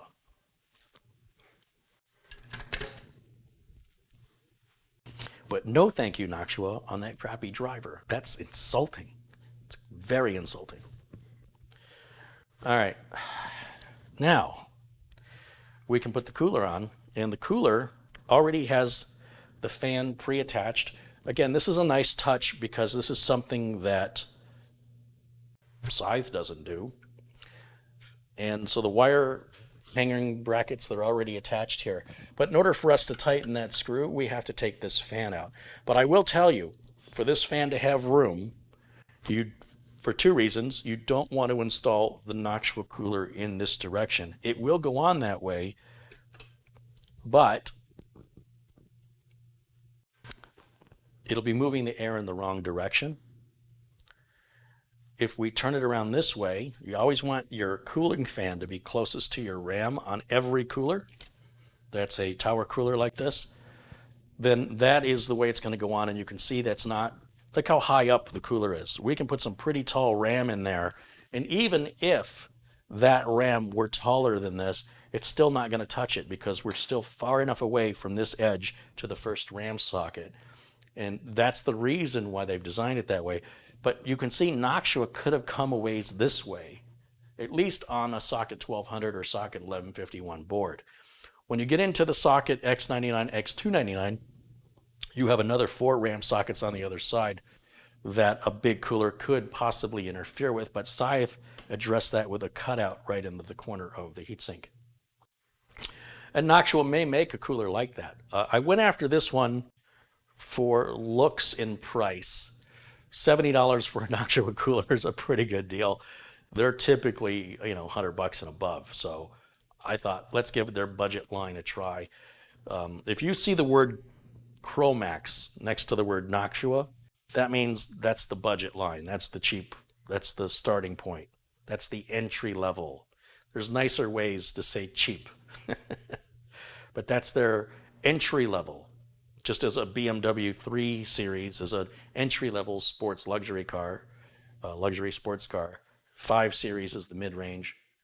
7 Series is more of the high-end. And you can add about 4 zeros after it. 5 zeros. 1, 2, 3, 4. 4 zeros is the starting price of those cars. Well, probably more than that today, but that's, if you see a BMW 7 Series car, that's at least a $70,000 car. 6 Series is usually at least 60,000, and I'm probably being very generous. They're probably quite a bit more money than that. In any event, the noctua Chromax, whether you're looking at the Chromax fans or the Chromax coolers, that's their entry-level budget series of coolers. And if you're not overclocking, honestly, you don't really need anything more than that. The mounting system here is fantastic. I really do like what they've done here. I like that they've given us a lot of thermal compound. There's plenty in that tube. And this is the thermal compound I buy off of Amazon, because you can buy a tube of this thermal compound on Amazon for about $8 or $9, I think. And it's the same tube Amazon sells that I use on all the builds. And the reason I use it is it's very, very good for the price. I think it's a good value. Now, as I mentioned, the rest of the parts in here we don't have to use. There's a little cable that can cause the fan to turn a bit slower to bring, if you're sensitive about the noise. We're not going to use that. We'll just use the regular fan cable that they've included. And so for us to mount this now, first thing I have to do is secure the brackets, which I've not done yet. And that's what those thumb screws were for that I took out. And we'll just put the thumb screws right on top here, and that's just to secure the brackets. Very similarly to how both the Be Quiet and the Scythe coolers install with their brackets. Very, very similar.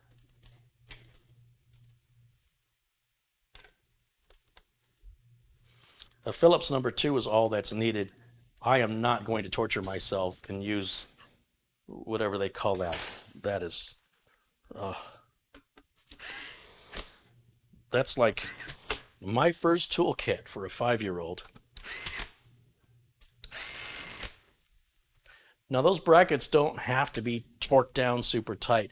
My screwdriver has a torque setting on it of 3, and that prevents me from over tightening the screws. You see how that turns up there, and now it's the little arrow points to 8. The higher up the number, the more torque it's putting on the screw. For a computer building, I like to have my Milwaukee M4 driver on 3, and I won't use it on certain items that are like delicate, such as the M.2 drive. And when we tighten down the heatsink, I won't use it on there because that's, again, I don't want to, I don't believe 3 was going to be tight enough to tighten this down all the way. And I like to turn those by hand so I can feel how tight they are. Some heat sinks, when you tighten them down, the screw will come to a dead stop, and others will just let you keep tightening until you crush the motherboard. So you got to be a little delicate with that. As for the thermal product, the thermal paste, technically we call it thermal interface material, or TIM. So let's grab Tim out of the bag. Hey Tim, how you doing? Hey, there's Tim. Everybody say hello to Tim. Right side up. Right side up, Tim. There he is. There's Tim. And I want to emphasize how you apply a thermal compound is your personal issue. It's not mine. When I build computers, I have to take accountability, responsibility, and liability for those computers. And I don't listen to people on the internet when it comes to telling me how to do things because they don't accept any of the consequences. I do. As a result, I also don't tell people on the internet to do it my way because I don't want to take on their consequences because they misunderstood me or, there's a miscomprehension. So instead, what I do is I just show you the way I do it, and I let you decide for yourself however you want to do it. So let's make a deal. I won't tell you how to do it, and you don't tell me how to do it, and we'll all get along fine. Now, putting the thermal material on, for people that are familiar with my channel, I do it a little differently. I've been doing this for 29 years as a paid professional, and before that I was working with computers as a hobby. Now, they weren't IBM compatible computers, as we used to call them. So it's not as though I'm telling you I've applied thermal material like this since 1982, because that's preposterous. But since, I think this started with the Athlon XP series of chips. And the reason I started doing it that way, see if I have an Athlon XP I can show you. Sure, I've got one back here somewhere. Yeah, here we go. AMD made a chip called the Athlon XP, and it was spanking Intel at the time. Intel just wasn't making good chips back then. And what AMD did to save money is, on the top of the chip where it's written, the make and model, and it's a big metal thing, and I tell you don't touch it, and that's where your thermal material is going to go. Well, that's called an IHS, or an internal heat spreader. Look at everything we're learning today. TIM, IHS.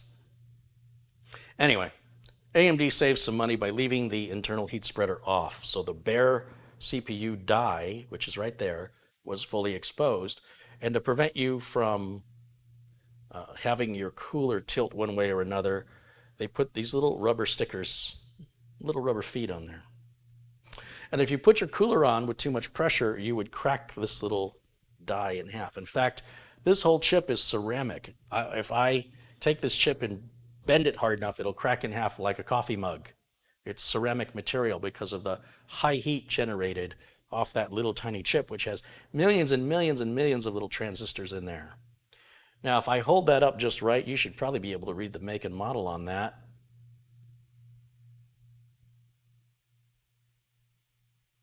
And I can't count the number of times people brought me computers where they broke their CPU by installing the cooler with too much weight, too much pressure, or lopsided. They put too much pressure on one side than the other. And the only thing that needs to be cooled, is this. So you wouldn't put like a pea drop amount of thermal interface material and then squish it down, because it would get all over this. And then these would start to potentially overheat. Potentially, not necessarily. I forget what those are called. Anyway, so the technique was, well, how do I get the thermal material on there in such a very isolated place when the cooler is as large as the chip? how do I know where to apply it on the cooler? So if your cooler came with thermal material already applied, you were fine.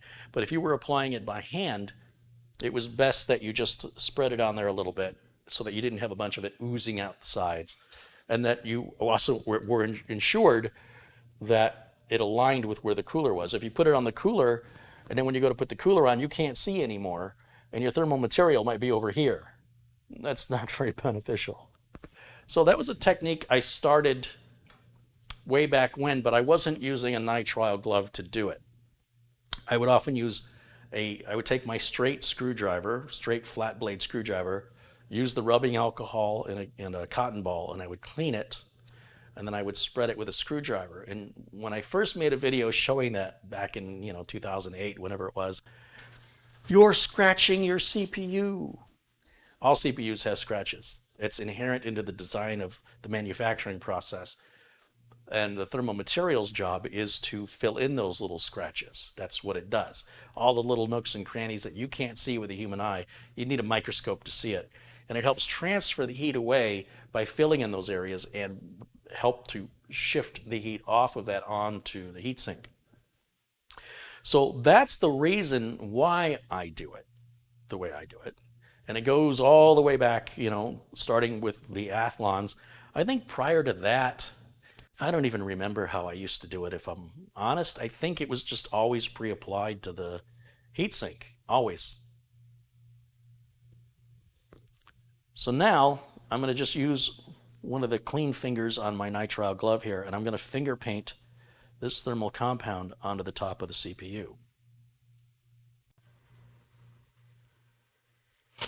And we get back to people going, well, you shouldn't do it that way. It creates air bubbles. Da, da, da, da, da, da, da. No one has ever, no customer ever in the history of my career has ever returned a computer to me that had an issue because of the thermal compound being applied correctly. And it's not just me, a customer that built their own system and applied too much thermal compound or too little. The problem with the computer when they brought it to me for repair had nothing to do with the thermal compound application. Just take a look at an Xbox or an Xbox One and take those apart and see how the thermal compound is applied at the factory. If you're one of those people, you'll have a heart attack. It's crazy, the sloppiness and the absolute lack of discretion. You just slap it on there and it's a mess. And I would clean it up because I just didn't want to look at it, I'm like, that's disgusting. So anyway, that's how I apply it. That's how that's going to go. And then with that done, and remember, we save this part for last. Now we can take the fan off of here. And the way the fan comes off, again, just like the scythe or the be quiet, we pull down and then away. And you'll see that little bracket lifts up. And we'll do that to the other side as well. Down and away. And then we'll just set the fan aside for just a moment. We'll just put it over here. And then this little plastic piece can come off because we don't want this exposed more than it needs to be. It looks like there's an equal spacing on both sides to these mounting brackets, whereas on the side, one side sticks out more than the other. That's pretty interesting.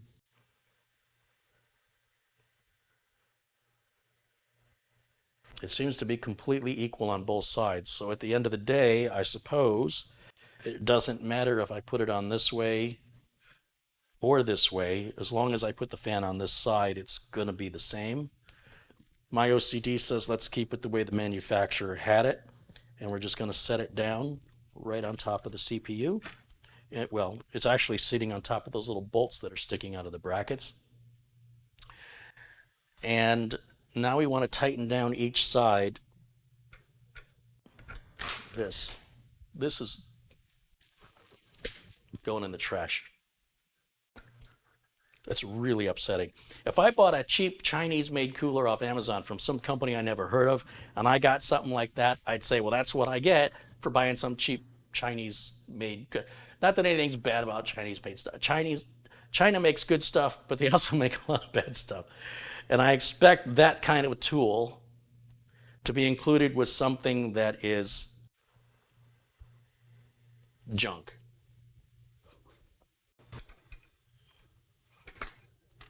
I would rather Noctua gave me nothing than gave me that. Because all that's going to do is sit in a landfill.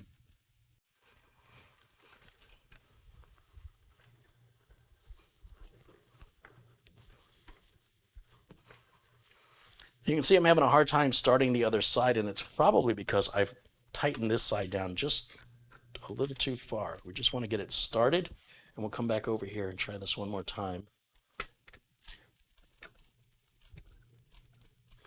You will have to put some downward pressure because there are springs on these screws. You have to make sure that it's aligned with the post, or obviously it's not going to have anything to latch onto.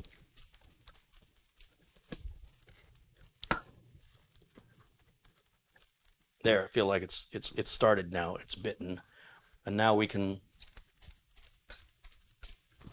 tighten each side as equally as we can.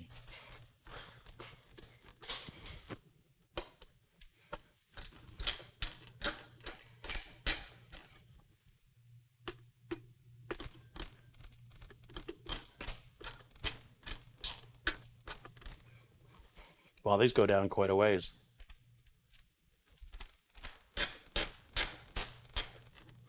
Okay, that one actually comes to a dead stop.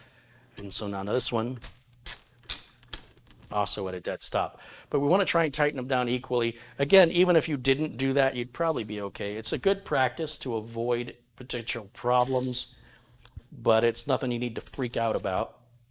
We want to put the fan on this side as it was.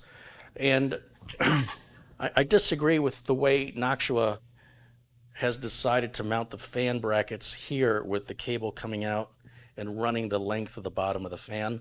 I would rather see that fan come out this way, and I could move that around, but I'm going to leave it factory. I don't want to make any modifications at this point because I want to give Noctua the benefit of the doubt that they have a reason they did that I don't understand. And then we just stretch that little wire bracket back in, and that locks that heatsink in place.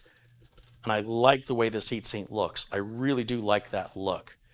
Now, if we come around here, we've got to give the fan power. And so there's a different colored connector here on the motherboard, which you probably can't see. Let's get you a close-up of that. Right there. This connector right here is a different color. Now, you can always read your manual if you're a first-time builder. The connector will only go on one way, and it just seats down, and now we've given that fan power. The next thing we can do is we're getting some attention here from somebody who wants attention. What do you want? Do you need a cooler? Do you need a cooler? Where's my boy? Where's my boy? Oh, you got a liquor problem. You can't hold your liquor. Oh, scratch your head. Scratch your head. Scratch it. Scratch that butt. Scratch that butt. Good boy. Good boy. Good boy. Please, somebody help me. Shake off that human touch. Get it off. Oh, look at that. Dog butt.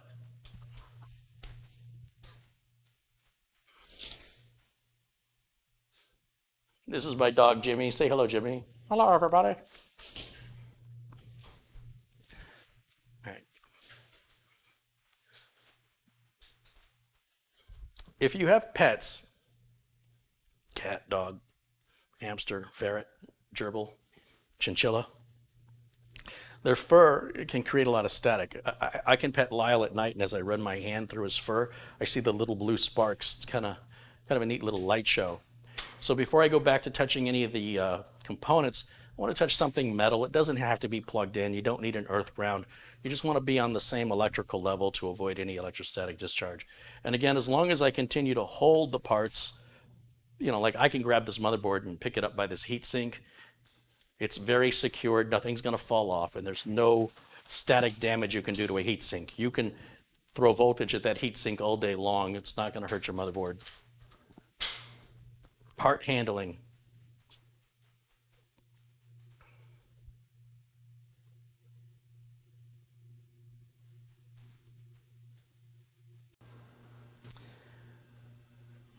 right, let's try something here.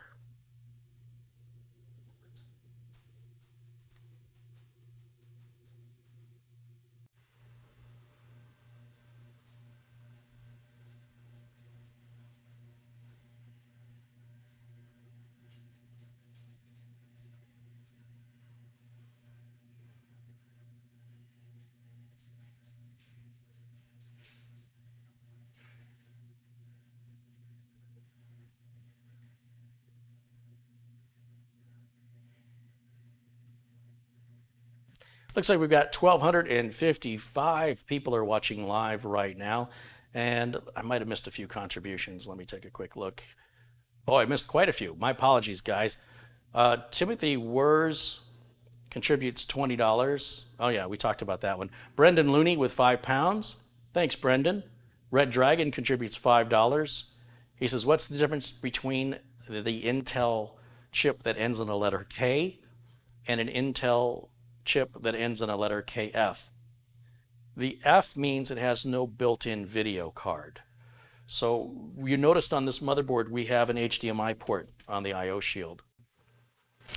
And we can use that if we're not gamers, if we don't need a discrete graphics card, we can save a little money. It's about $30 cheaper to get the same chip that doesn't have the, I mean, honestly, it does have built-in graphics, but they've disabled it. It's not like they're manufacturing a different chip. It's the same manufacturing process, but they've disconnected it, essentially. But what that means is when you're diagnosing your system, you don't have a fallback because you don't have, you know, if you're just running the onboard graphics, those graphics are built into your chip. But if you have a KF chip, then you don't have graphics. You must put a discrete graphics card in. You must add a graphics card or you will get no video at all. But it saves you a little money. Hold on a second.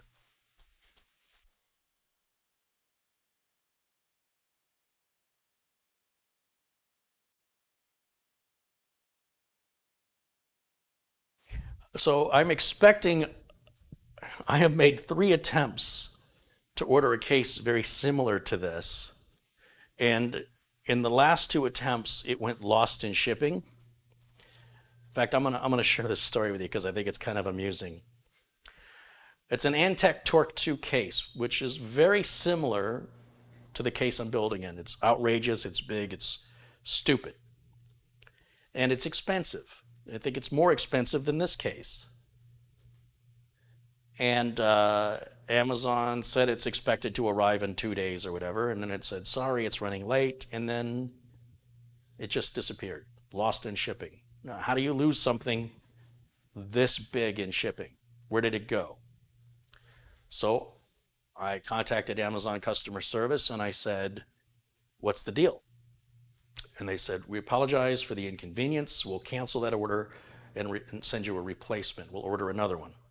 Great. It's expected to arrive in 2 days. Wonderful. You know, things happen. Same exact thing. Expected to arrive. Sorry, it's running late. Then it just says in transit and it never gets an update ever again. So I reach out to Amazon customer service. I go, you know, we're right back to square one. What do we do? He says, well, we don't have any more stock. All I can do is refund your money. I said, well, how does that help me get the product? He goes, I don't know. That's all I can do. I said, fine, refund my money. So I was looking at Amazon the other day, and sure enough, you know, they're sold out.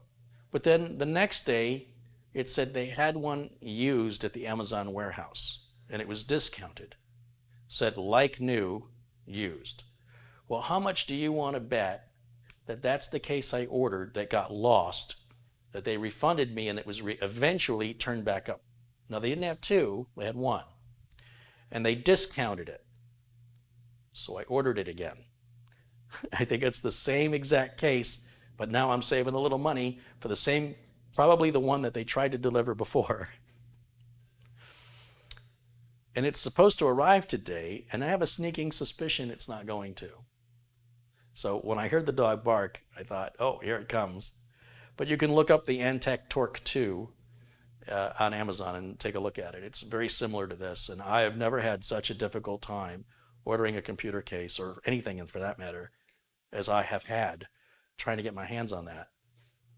The previous one they sent said it was shipped to the wrong carrier. So I don't know if somebody in the shipping department is shipping it like USPS and they say, hey, we don't handle packages that big, and they kick it back and then it never gets updated. Or, I mean, I don't know what that means, sent to wrong carrier. But eventually it seems, anyway, that it was returned back to Amazon.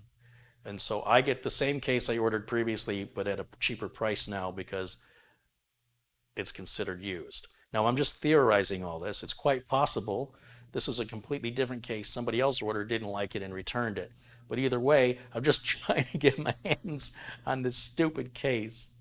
And it's an exercise in frustration, to be sure.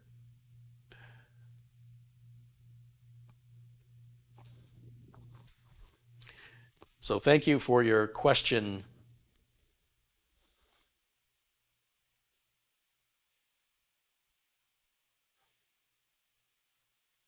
Who asked that? Where was I? That was from Red Dragon. Thank you for your contribution and your question. George Z with a $5 contribution. Paul Stallion 48 contributes $10. He says, once again, thanks for your teaching. You're really definitely helping me out right now. I ordered the same motherboard with the non-K version of the CPU. Yeah, I've got the non-K version of the CPU. It will come with a heatsink. It's a bit loud. You can use it, it's fine, but you might want to upgrade, and I would consider this, I would recommend this Noctua right now. The Scythe is out of stock, so I would recommend either the Pure Rock or the Noctua, and given the price difference, actually the Pure Rock is cheaper than the Scythe, but I'm really digging on this Noctua. Let's see how it performs first before, don't jump ahead of me, don't order it yet. Let's see how it performs. Rick Hubbard has contributed £5. Hey, Rick, thank you so much. Dale Maluk has contributed $20 twice. Wow, very nice, Dale. Thank you. And Thomas Robinson with a £2 contribution. Thank you, of course, to all of you for supporting the channel.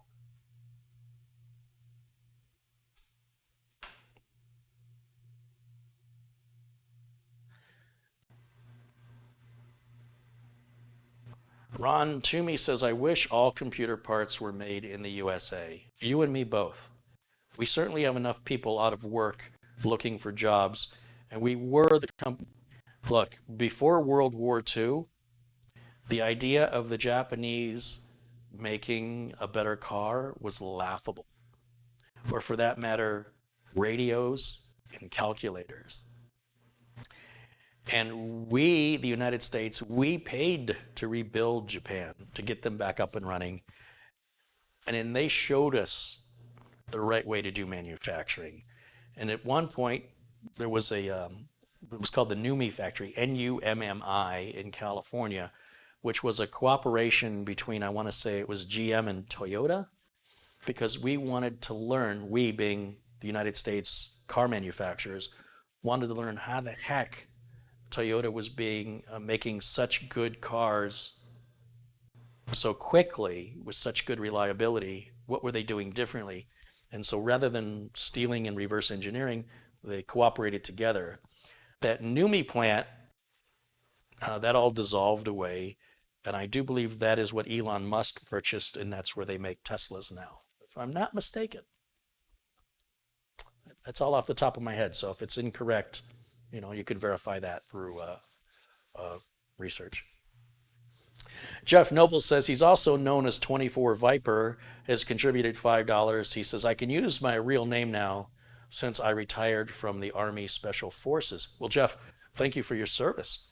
And I'm glad to see your real name, and I'm glad that I can differentiate what I consider to be adults from children. It's really hard to tell sometimes who I'm talking to when the name, like 24 Viper, I'm sure it means something to you, but for me it sounds like something a child came up with. And so when and it may be my own sort of fault for making these assumptions, but I'm glad to see you're using your real name, and that helps me identify that I'm talking with an adult.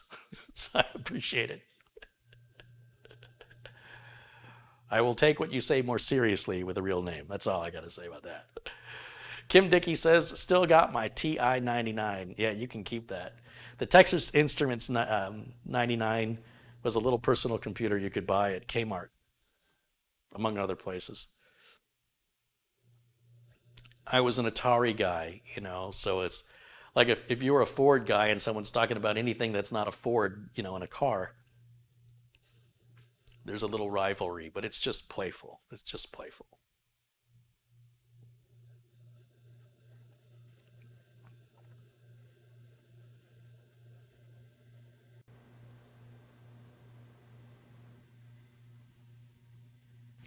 Tiger Ray says in the early 1960s, it was a no-no to buy a 10 transistor radio. In the 1970s, I remember bumper stickers. Remember, I grew up in Detroit, and I remember bumper stickers that said, "Hungry? Eat your import." Of course, I also remember bumper stickers that said, "America, love it or leave it." Yeah, that's not the attitude anymore. Now it's America, love it or change it to fit your individual needs and force everybody to believe the way you do. The times have changed a little since then. I do have just a regular 10700 in case you're curious. When you're looking at the pictures online, you can often tell if a CPU comes with a cooler based on the box it's in the picture of the box, at least on the Intel side. AMD can be a little more difficult to tell. But you see, this is a 10700K. There I am. This is a 10700K box. It's pretty thin. And this is a 10700 box. This comes with a cooler. And you'll see that box is quite a bit thicker. See what I'm saying? You know there's no cooler in here, just where would it go? This one has a cooler. Now, it's not a particularly good cooler, but it's good enough. That's when Intel and AMD both, they give you a cooler that's good enough. If you demand better cooling for whatever reason, whether it's your technochondria or you want to overclock, then you'd want to go to a third-party cooler. On third-party air coolers, there are four coolers that I like. The Scythe Mugen 5, I can never remember the name of the Be Quiet one. Pure Rock 2? Dark Rock 2? I can't remember. I suspect I'm going to like the Noctua cooler. Noctua has this reputation of designing very good coolers. But, Sony has a reputation of making very good electronics. Neither of these companies are known for selling things at a bargain price. You pay top dollar, generally speaking, for Sony products. You're going to pay top dollar for Noctua products. Whether or not it's actually better, we're going to find out. This is a $70 cooler. So if the coolers, and I failed to mention the Hyper 212 Evo. So those coolers are going to be the cheapest, the Hyper 212 Evo, which probably isn't going to be enough to cool this when it's being pressed hard. Then there's the Be Quiet cooler, the Scythe Mugen 5. The Be Quiet cooler is about $5 less. So I'm going in price. So Hyper 212 is the cheapest, and I wouldn't use it on this. Then there's the Scythe Mugen. Then there's it's a Dark Rock 2 from Be Quiet. Then there's the Scythe Mugen 5, and then the Noctua, and they're all this very similar, big radiator, one fan on the side. To somebody who doesn't know, they all kind of look alike, to be honest. But this is in an upcoming build here soon. I've got a couple mini ITX systems I want to put together. And I'm a little frustrated right now because the chipset numbers on Intel and AMD are crossing over. Like you can have what would be an example? You can buy a motherboard that's a B460 board, or you can buy a motherboard that is a Z490, or you can buy a motherboard that's a, what's the other one? B450. You can get a B450 motherboard and a B460 motherboard, Can anybody in the chat room tell me the difference between a B450 and a B460? Anyone? I know you're out there. Tell me the difference. See that the numbers between the manufacturers used to be a whole different range, but now a B450, B460. Both start with a B, both start with a 4, they both end with a 0. There's only one digit difference. Who can tell me the difference?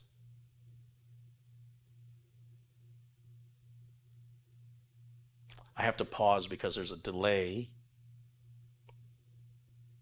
Will the Mugen 5 work on a 10th gen Intel? I imagine it will. I haven't tested it, but I think it should. This is my first 10th gen build, and this is a 10700, which isn't the hottest. The 10900 can get hotter.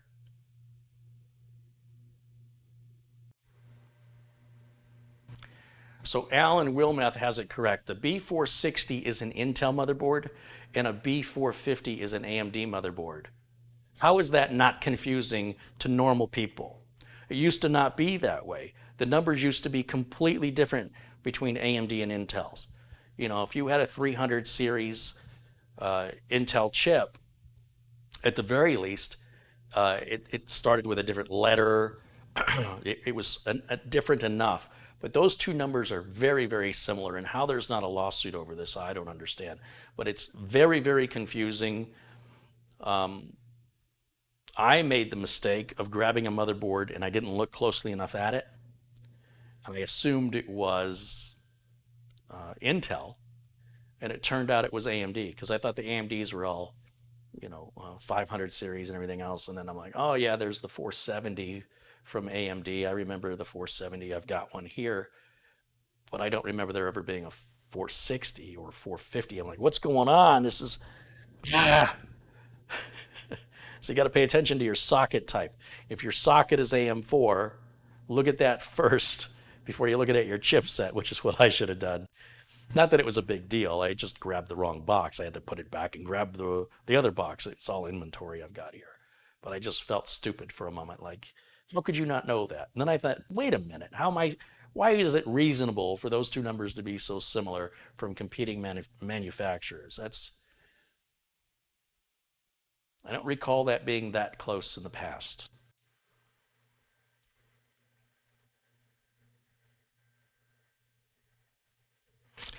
Alan says the reason is marketing, Carey. If you don't know, when you go to a store, the one with the bigger number wins. This is unfortunately true. Yeah. Nick Poverman says, why not use I for Intel and A for AMD? That is a wonderful suggestion. And if you can get either Intel or AMD on board with that, that'd be great.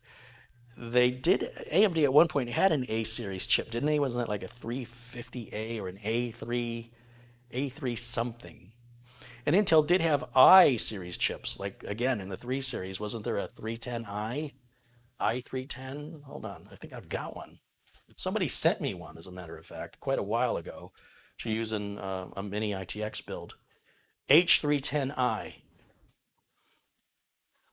Yeah.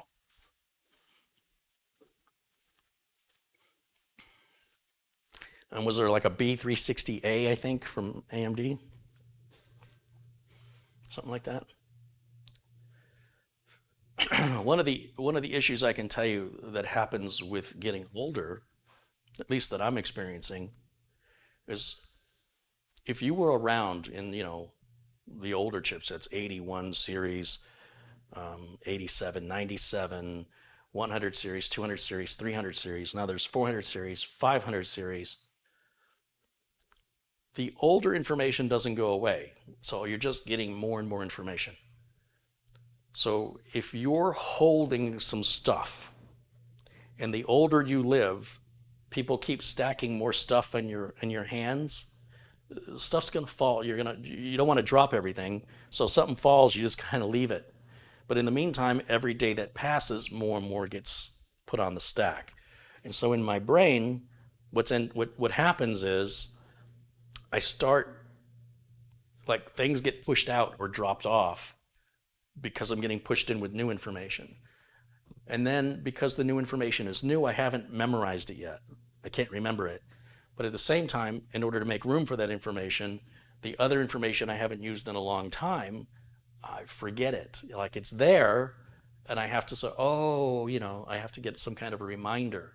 And the longer I stay in business and the more they keep coming up with all the new terms, NVMe and Thunderbolt 3 and Wi-Fi 6 and what all that means over time as you get old, as you continue to age and you try and stay on top of it, it is a real mental challenge. But I hope it's healthy. I hope that keeping the brain active and working will help to prevent things like Alzheimer's and dementia. I don't know. I don't know. But I hope it's good for me because it's very embarrassing when it happens, but I know exactly why it's happening.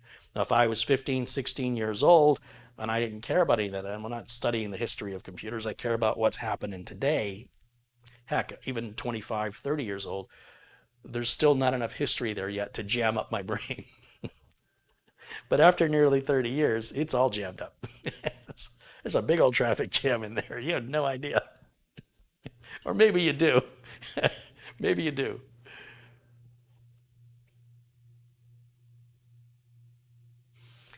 Callard and Bowser says some memories are destroyed as brain tissue ages and the cells die off. Yeah, but you create new brain cells too, don't you? I don't know. I don't know. See, there's another thing I don't know. Thanks. All right. So everything else with regards to the Noctua cooler, all this stuff, we can all go over there. We've got a lot of thermal compound left over. What did I do with it? It's around here somewhere. I'm going to put this back where it belongs, which is in a drawer in my office, along with other historical parts. It's been sitting right in front of me the whole time. You'll see there's a lot left in there. Like I can apply the thermal compound to other CPUs, or this, if I had to take the heatsink off and change my mind, put a different heatsink on, I can continue to use the same thermal compound, I'd say at least 3 times, maybe 4 times. But it's very generous that Noctua gives you that much. On the other hand, this cooler is, like I said, $20 to $30 more than the Pure Rock 2 or the Be Quiet one.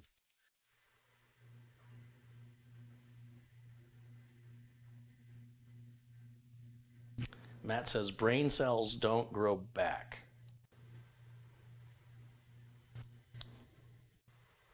Okay. The last thing we've got to put on is the RAM. I guess I can do that now. Let's get these screwdrivers out of the way. What I'm trying to do is I'm trying to keep my work area as clean as possible, so I'm not knocking stuff over, and I have some room, some wiggle room, if you will, to move the parts around. One of the great things about working in a kitchen, many modern homes have an island like this. Kitchens are generally very well lit. They're typically not carpeted, which is a good anti-static protection. And to have this big workspace, you can see I'm using darn near all of it just on this one build. Obviously, I'm not going to keep the computer in here. It's just here to build on. And then I will move it to wherever it's going to go when it's completed. I find a lot of the viewers that watch me will build in their kitchen and they get it. Once they do it, they understand how much easier it is for lighting the room that you've got to work within. And my dogs are telling me it's past dinner time. So let's get them fed because I hear this guy squeaking. I don't know if you can hear him. He's starting to sound like a mouse. I don't know when he started that, but that's sort of new. What's up, Coco? Jimmy, Cocoa Puff. You want to eat? Are you hungry? Are you hungry? Speak English. Are you hungry? Okay, well, all we're getting is squeaking. Oh, there's Thomas's computer. There he is. There he is, ladies and gentlemen.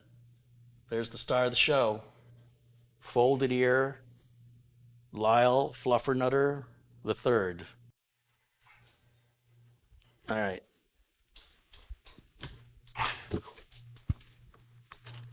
Are you hungry? Let's get you some food.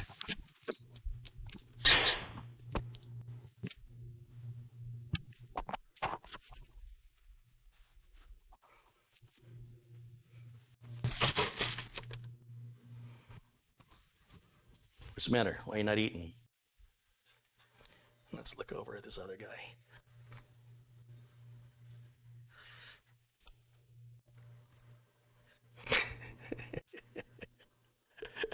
Is that your eating spot? Is that where we go to eat? Look at how patient you are. Yeah. He says, just give me the damn food. Okay, okay, okay. Can I have a foot? No, I don't want both feet. Just give me one. Thank you. Eat up. You too. Get to dinner. Get to your dinner. Squeaker.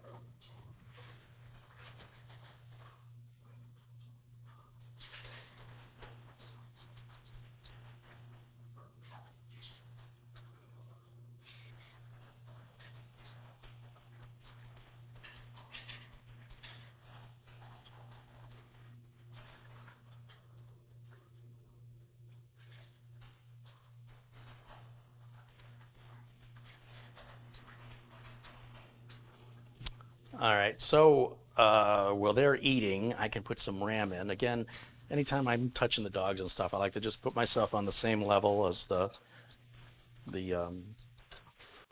environment. Now on this motherboard, both sides open up on the brackets here for the RAM. That's not always the case. Sometimes this side doesn't open to make room for the graphics card, so it doesn't interfere with the graphics card. And if I zoom us in a little bit here, you might be able to see this a little better, maybe.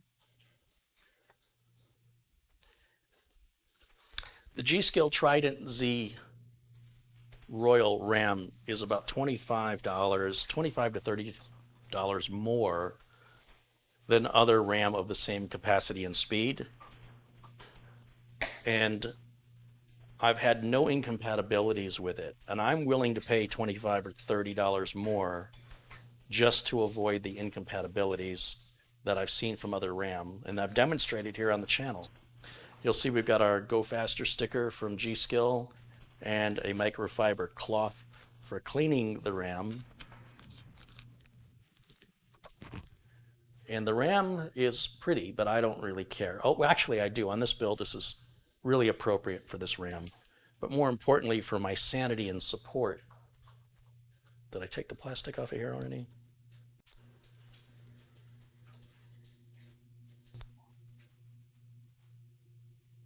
There we go. There's the plastic coming off.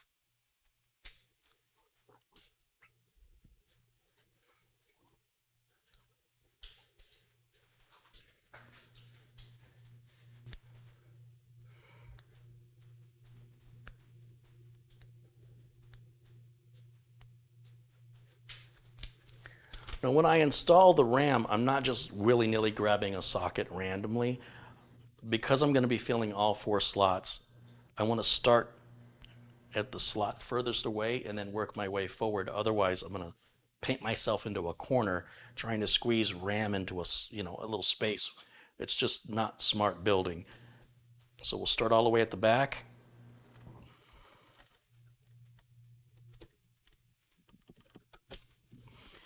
Once that's in the track, then we can push down one corner and then the other corner.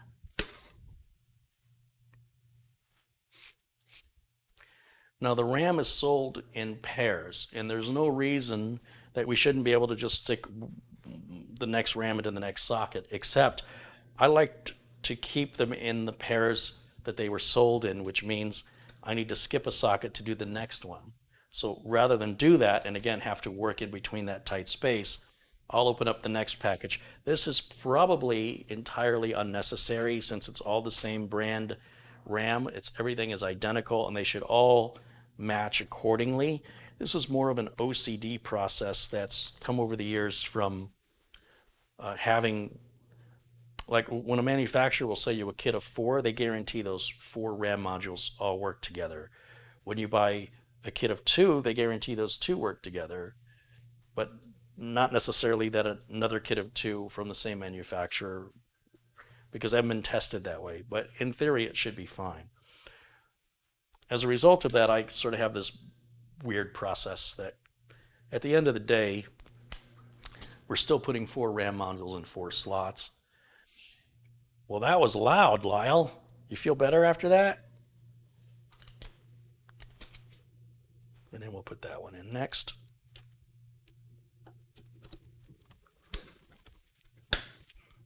Then I'll go back to the original kit because this is dual channel RAM. Works in pairs. And again, this is probably unnecessary. This is more ritualizing, I think, but there is a logical reason behind it. It's not just superstition.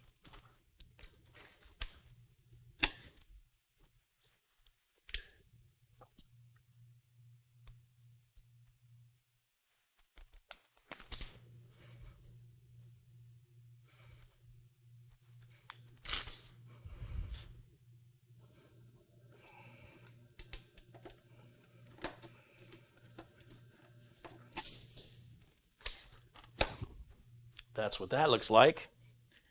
And back over here, we've got some dogs waiting for cookies. Everybody's waiting for cookies?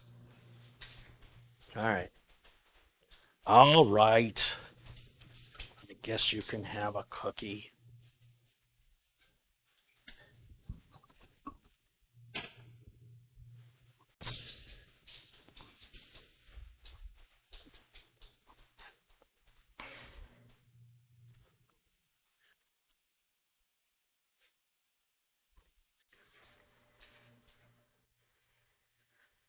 Hi, boy.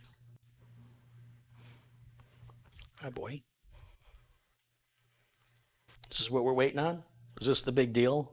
Does this make you the happiest dog ever just to have a little cookie? You're just going to take it? Oh, good boy. Good boy. Bye. There he goes, taking his cookie and leaving. So rude. Rude.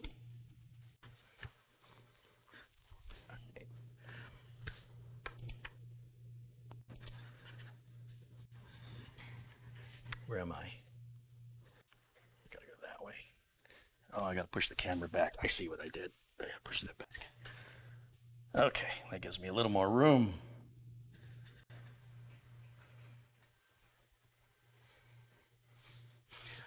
Ron says I need sunglasses for that RAM install. I know, right? Seriously.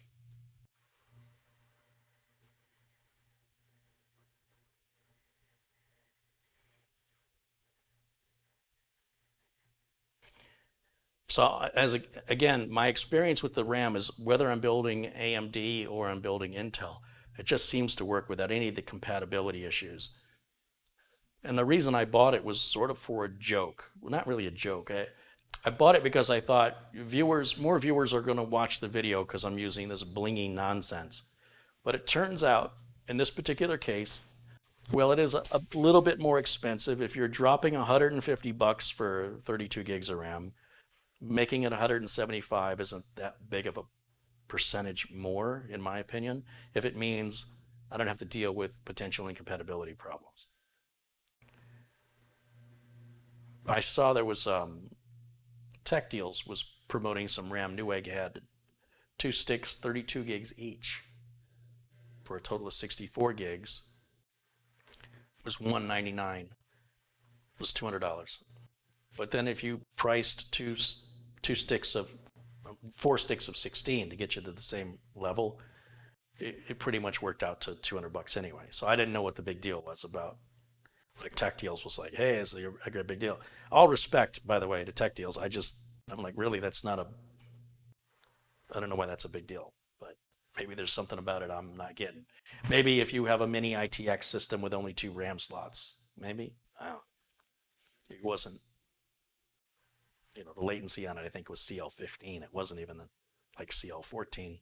So maybe a part of that story I didn't get, but I wasn't excited over the price like Tech Deals was.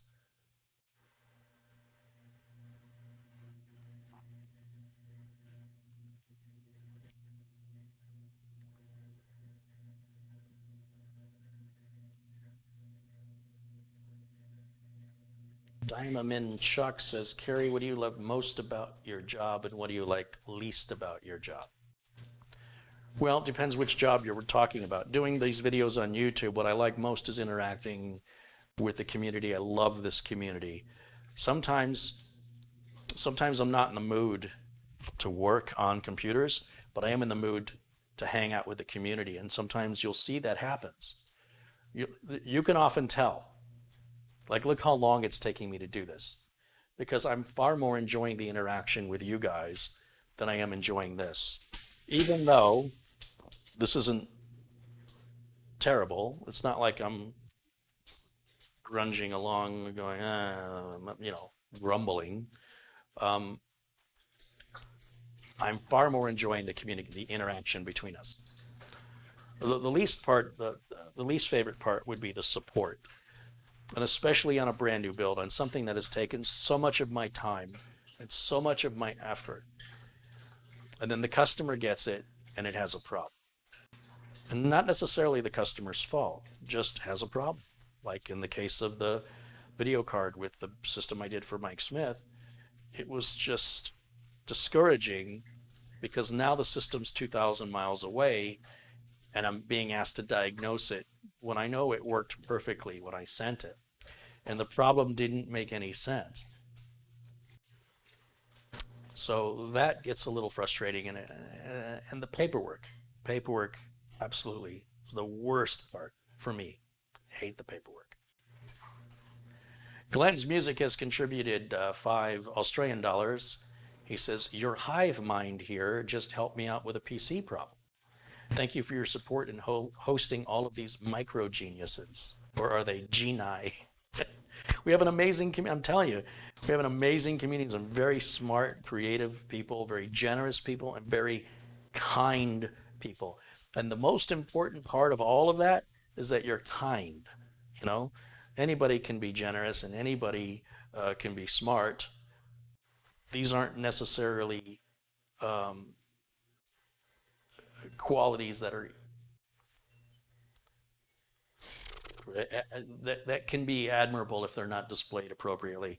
But kindness, no matter who you are, where you're from, how old you are, your gender identity, any of that, none of that matters to me more than kindness.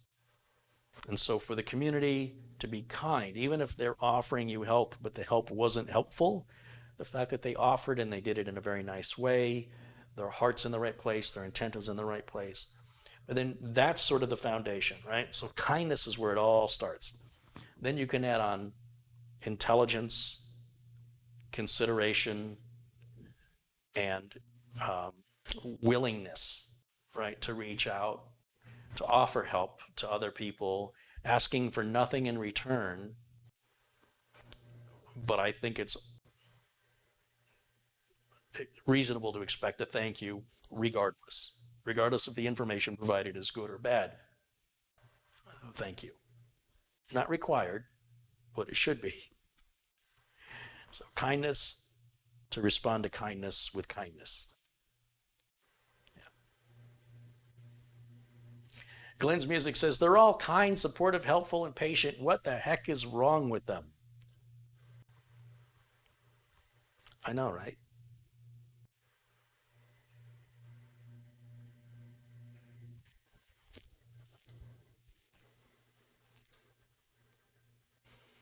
1,154 people are watching live around the world, so I should probably get back to things. Abdul Azim Patel contributes $4.99. He says, that case looks like a spaceship. I don't know. I've never seen a spaceship. Actually, it does. It looks weird though, doesn't it? It's very strange looking, which is why I picked it up. What the hell? Thank you, Abdul, for your continued support and generosity. I'm gonna put that right over there. That can go over there. See, I have a whole organization system here. It's flawless the way I do it. Flawless organization. What's this? Oh, these were those rubber pads for an extra fan. I was watching the video from yesterday, and I thought, wow, it looks like I have a bald spot. But then when I turned my head, I have very thin hair, is what it is. And I'm like, maybe I should never show the back of my head to the camera again. That's terrible.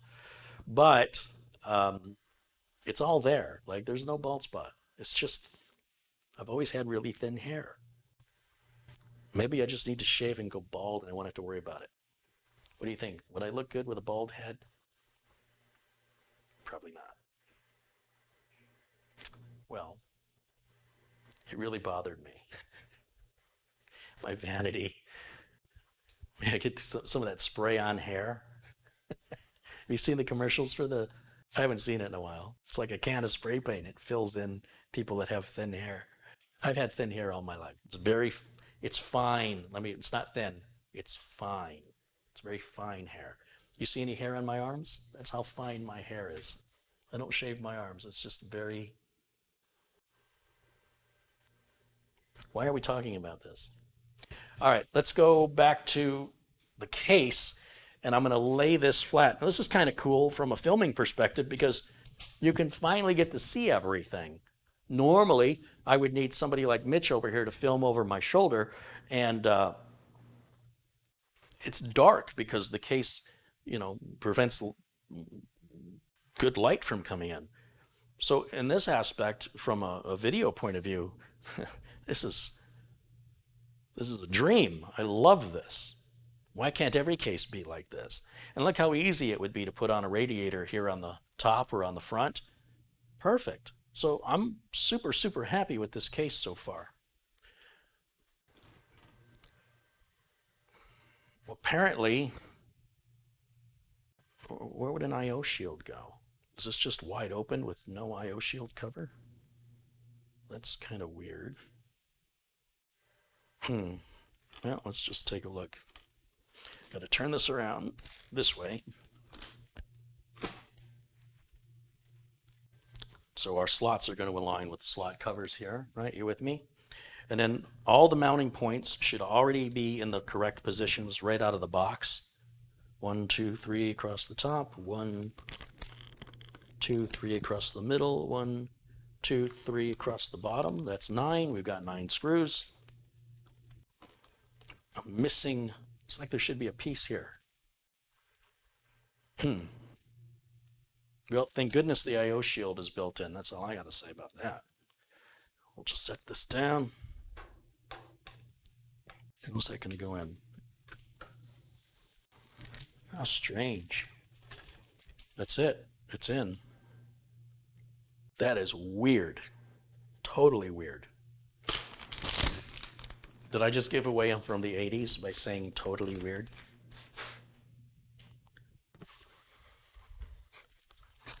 That dude's from the 80s. This is the box of screws and other hardware that came with the case that I have yet to open. Let's see what we get. We get some wire management Velcro ties that say Cougar on them. I don't know how you're supposed to read that when it's all wrapped up, but I'm not sure they thought that out. We've got documentation, maybe? No, this is more Cougar stuff you can buy that can match. You can buy the power supply, the gaming chair and headset and keyboard and have it all match, black and orange, whatever that color is. Oh, documentation. Probably should have looked at that earlier.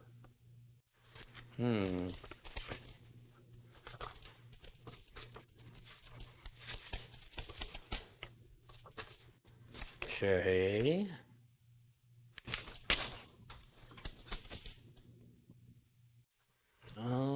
Alrighty then. Great.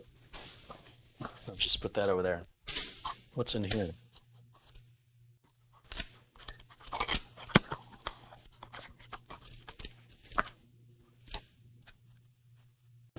Oh, this is a fan controller and an LED controller. And it has two magnets on the back of it. So I guess you can stick it somewhere. Silica gel. Yeah, whatever. And then this will be the power to the fan and LED controller. And then this is an ARGB connector, so you can connect the ARGB, if your motherboard supports it, to the rest of the lighting that you would plug into this, which I don't think I'm going to use, but we'll keep it because I hope this computer is going to be owned by somebody else because I don't want it. I just want to build it, and then I don't want it. So hopefully somebody will buy it, and maybe they'll want this and they'll use it, but I'm not going to do that to myself. So we got to get some screws out of here so we can mount the motherboard. And I'm not sure if it's going to use the fine threaded screws or the coarse threaded screws. Those are fan screws, and those are fan screws. So it's going to be, oh, and these are extra standoffs. There's 3 extra standoffs. So this supports what looks like the even larger boards. What do they call those? Like EATX? And then so we got a bag of the fine screws here, and then a bag of the coarse screws. And why they give us so many of the coarse ones, I don't know. Unless it's for, well, I don't know. Anyway, we don't need any of that, so that can go away. Let me get my driver. Oh, it's right here. And let's try the coarse threaded screws first. In my experience, most motherboard mounting standoffs use the coarse thread. And every once in a while, you'll run into a motherboard, a case manufacturer that in their standoffs, they use the fine thread. Now, I can either, try this and see if it works, and it does. I was going to say the other thing I could do was just take one of the little spare standoffs out of this bag and then take the screws and see if they fit together.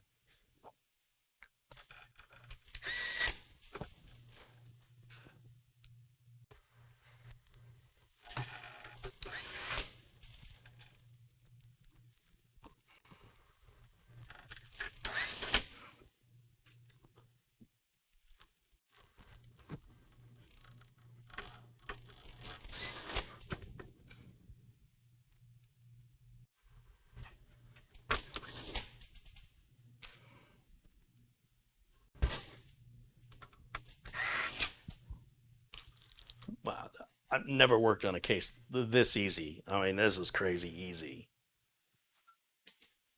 I mean, I am not going to have any problem.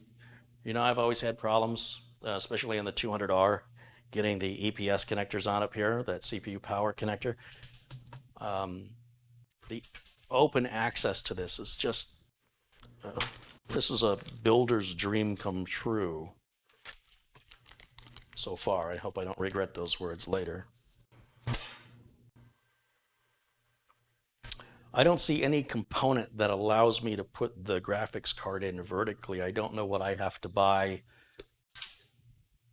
Like I was wondering, what's this? Does it go? It's not going to go there. How does this work? Well, this is going to go somewhere at some point, which I'll figure out. Clearly nothing that helps us move the graphics card over. They're giving us a place in the case if we want to set the graphics card up in a vertical position, or rather in a horizontal position rather than the vertical. No, vertical rather than horizontal. But apparently we're going to have to buy some other stuff to make that happen, which is sad because I was looking forward to putting the graphics card in vertically. So we'll probably have to revisit this on a future video follow-up. Now I can get the power supply installed. The motherboard's in there. We're done with that. It's pretty much built. Once we apply power, We can use the onboard graphics to test fire it, make sure it boots, make sure we have the latest BIOS installed. Yeah,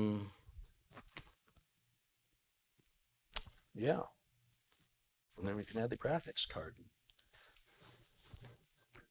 As I mentioned, power supplies have been very difficult to acquire during the pandemic. There's not an issue so much with manufacturing, it's an issue with distribution. So getting room on a boat or using the spare room in commercial flights is typically how a lot of stuff is shipped. My house is in the landing flight path of Sky Harbor Airport, Phoenix's major airport.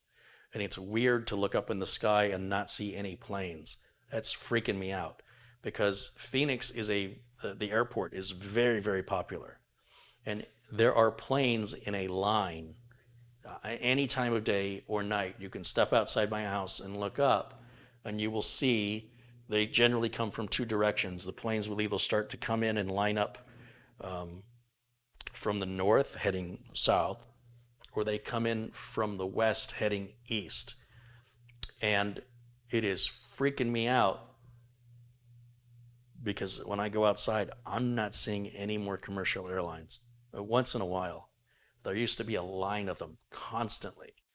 As a result, there's less people traveling because of the pandemic, so there's less flights, which means that there's less spare room on those flights to sell for shipping, which was a frequent way. You guys may not be aware, but that was a frequent way that items get shipped, is selling that free space on aircraft, on commercial aircraft. So that just kind of leaves the boats, the shipment, the cargo ships. I want to remind you that because everything is live and unscripted here, these parts are all brand new. I want to show you, I want to prove to you that these concerns about getting bad parts, how often does it happen?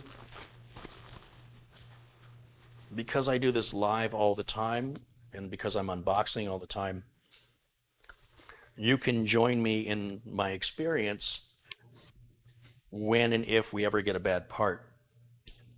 I've had, what, 2 bad power supplies in the last year, and that's been it. And I think that, I don't know, but I think the motherboard that I sent to my friend, it was bad. But it wasn't obvious. Like it's just doing some random lockups and freezes. And it still may not be the board. I'm not certain yet. And when I have time, I'll look into it.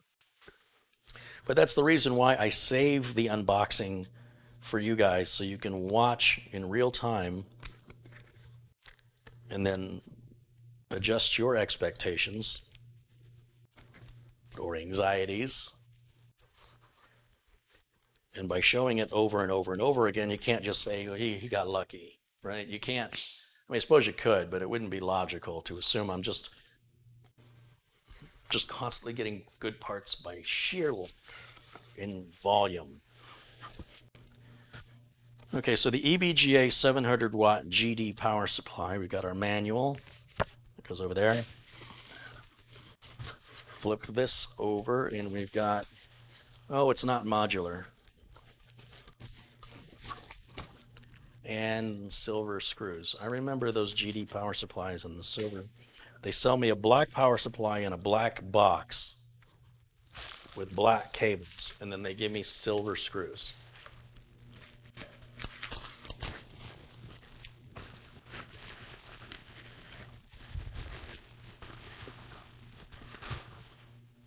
I was really hoping for a modular power supply on this build, but you know what? I'm not going to change it out because I don't think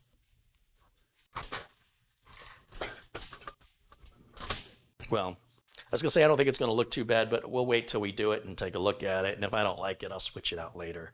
But it's got enough power. Should be able to just slide that in like that.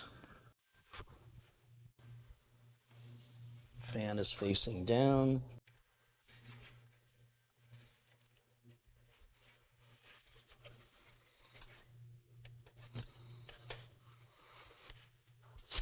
and then let me grab some black screws. Now I could use the screws that came with the case. It's perfectly acceptable. I like to use the same style of screw that those silver ones look like, only they're black. I bought a bunch of them off Amazon, and I've got a link in the video notes to my Amazon store where you can purchase those as well. I bought a bag of like, I don't know, 100 of them or something, and it'll take me a long time to get through those because I just use them 4 at a time.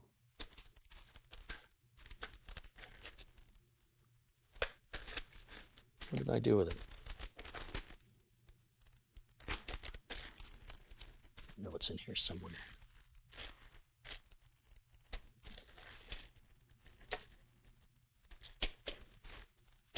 You're hearing bags of screws being shifted around in this drawer that just keeps getting more and more full.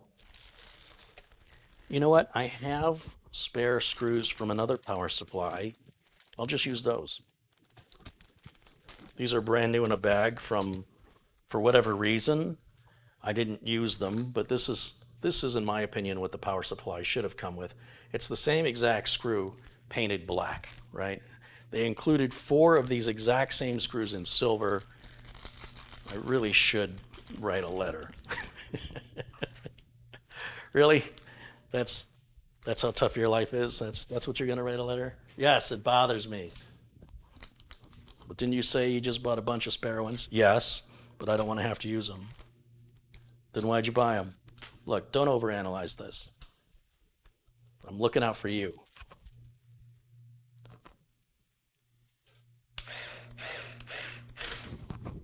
So I want to get these started.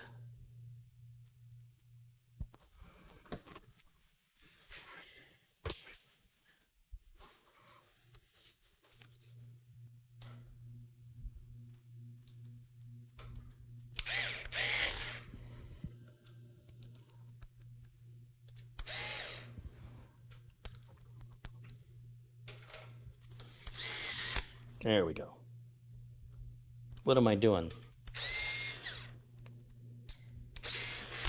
1 in each corner.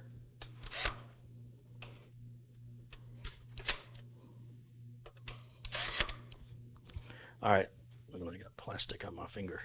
I got plaster on my fingers.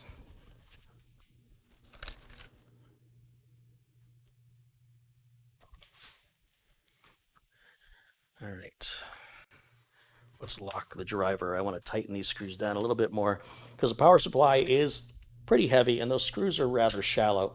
And I don't want those screws to vibrate loose and have the power supply break free. Although on this build, I don't think it's going to go anywhere, even if it did. Just a little bit of caution. Now, as far as the cabling goes, this should be interesting because I have no idea how much room I've got in that case on each side for cable management. So what I'm going to do is assume that I have a lot of room there and that we want to hide the cables as much as possible by running onto the back side of this motherboard tray. So if I take this cable, the big motherboard power cable, and let's move that around back through this hole, and we want to bring it up by this hole up here. Bring it in right so. And then this is kind of a pain in the butt. I don't know why manufacturers of power supplies are still making that 4-pin connector optional. I haven't seen a motherboard that old that uses just the 20-pin in over a decade. Well over a decade. But they still do it, and it's still a pain in the butt. If this was all one molded connector, it would be much easier to put on. But because you have to kind of hold that additional 4-pin add-on connector to it, it's a little bit of a challenge, even in a wide open case like this. But you couldn't ask for it to offer you any easier opportunity for access than what they've done here. Our cable. This is for CPU, so we'll bring that through here. And then right up in here. And hold those 2 connectors together. clip towards the outside edge, line it up. Now, honestly, if you've been watching my channel for a while, have you ever seen me put that connector on that fast, that quick, and that easy when the motherboard's mounted in the case already? That's the first time. Now, did they give us another CPU power connector? That's for a video card, and that's for a video card, and that's for drives. There's accessories. So we don't have an extra one for this additional optional 4-pin that would be required just for overclocking, so I'm not going to use it.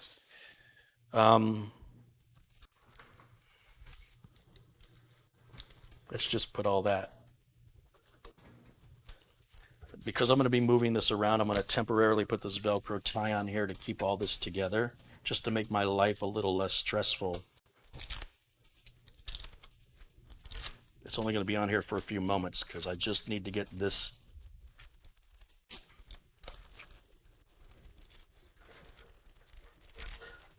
whole tray back into that case. Right, so if those cables are flipping around wildly, it's gonna drive me crazy. So now we should be able to slide it back into place. Here we go. Let's turn this around.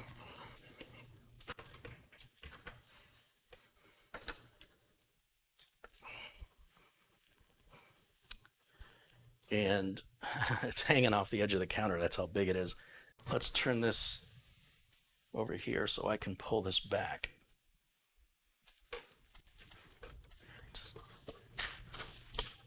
Okay.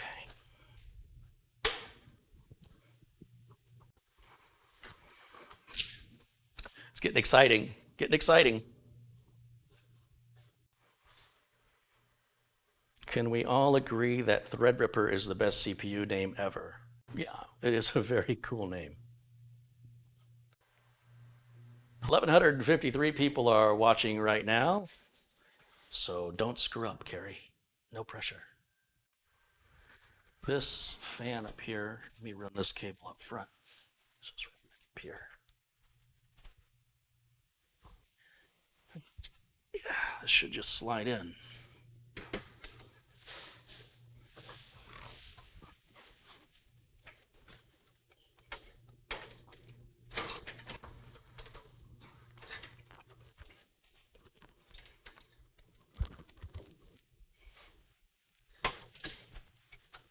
Now, I did not do the measurements to see if that heatsink was going to fit. There is like 2 millimeters space. I mean, I could move it or remove the panel. That's the great thing about the case. But there's these little tops that stick out, and then this panel, and it's just right there.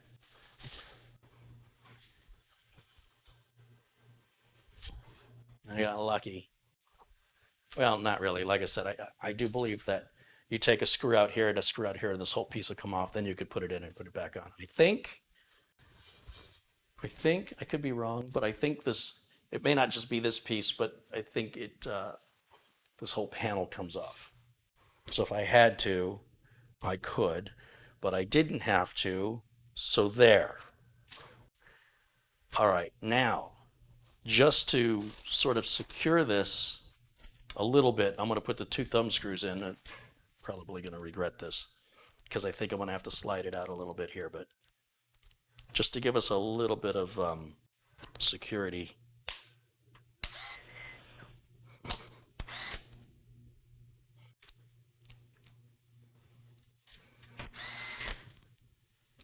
And now I need to access the front port umbilicals to hook up the power switch. Oh, Jesus, got heavy. All these cables right here need to come in, and my view is really blocked right now. How am I going to get to that? Well, I suppose I can start by, does this come off? Looks like we've got a screw right there.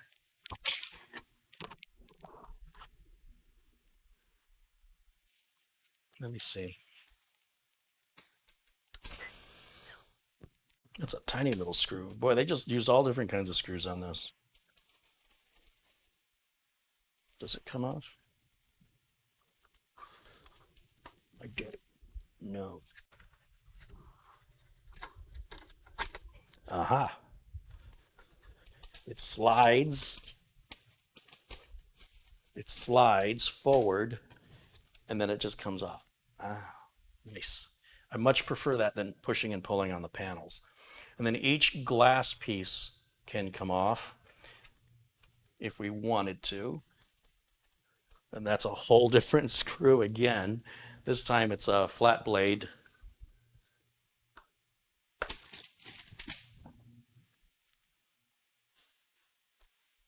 So we got that one right there.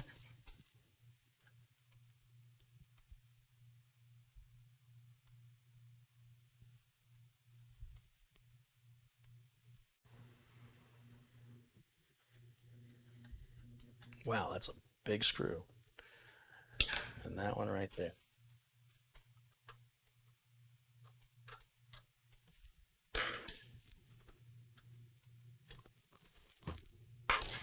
Easy. Super, super easy. Then there's our front port umbilicals I was talking about right here. Now this whole piece, you see this whole piece right here? This can also come off if it's in my way.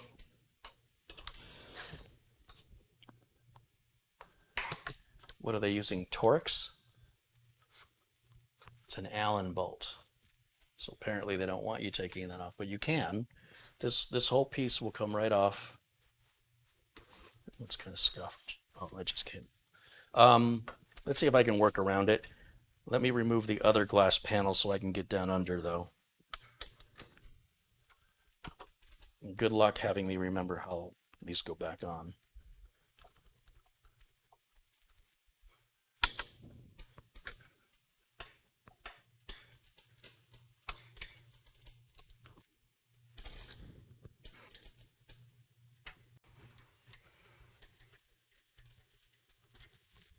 Guess I can just look at the other side.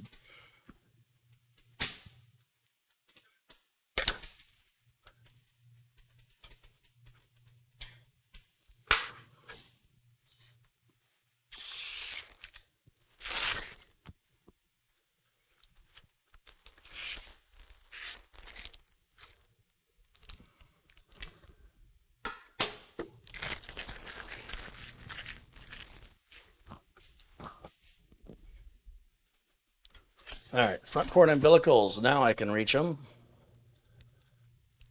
Get the wire tie off of here.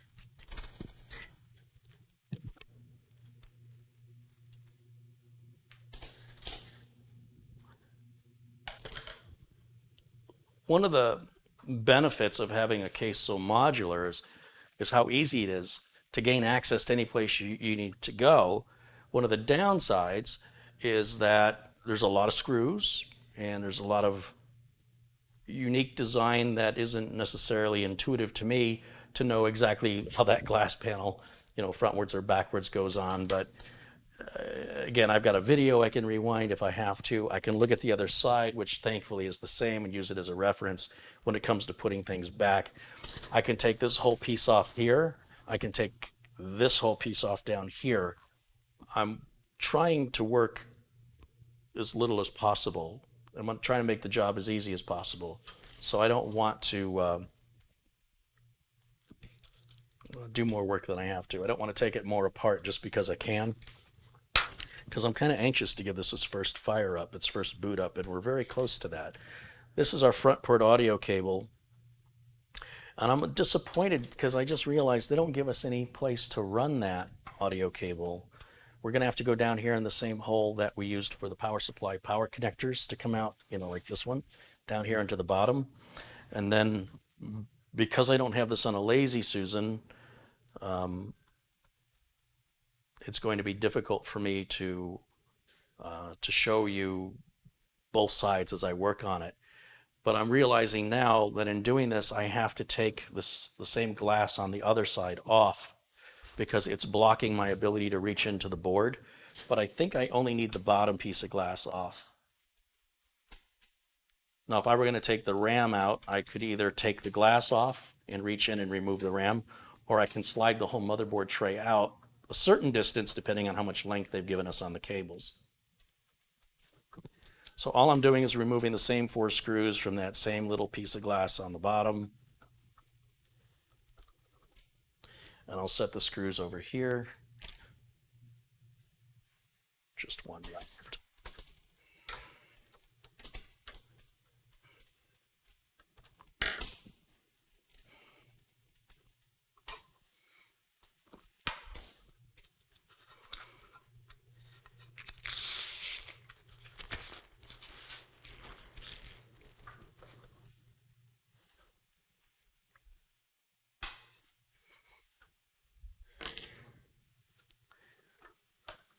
So I should be able to, if I turn this around, I'll try and give you guys a view. Let's see what we can do.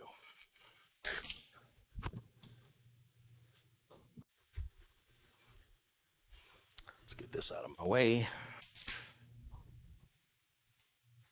So keep in mind what this side looks like, right? Because that's what I'm working on. I want to hook up this front port audio first. So I'm going to go in through the same hole that I used for the power. And we'll bring this around. And now you'll see I've removed that bottom glass. And down in my mess of power supply cables, I should see that audio. There it is. There's my audio cable.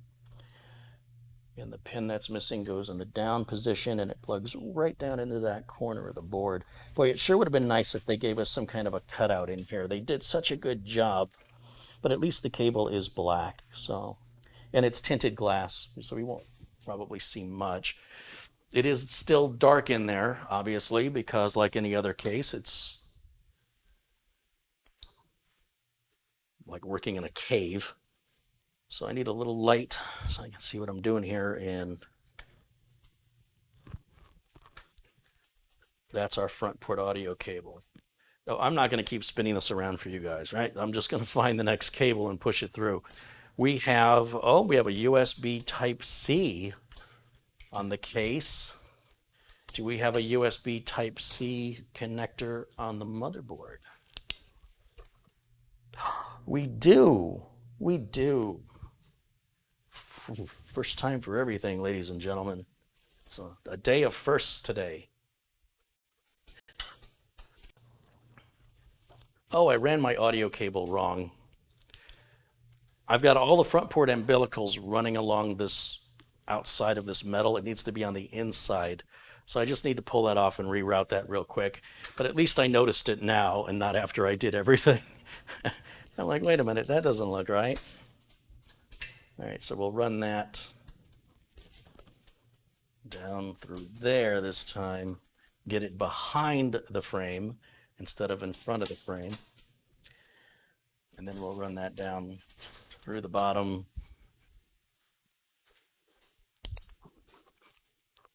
Where did it go? Here it is.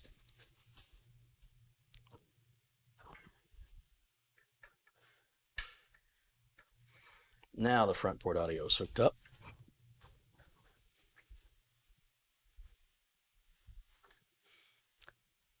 This USB Type-C connector is going to come in from the top side. And, you know, removing this glass here still doesn't give me straight access to it. So I'm going to reach in. It's pretty easy. Where's my connector? It's right there.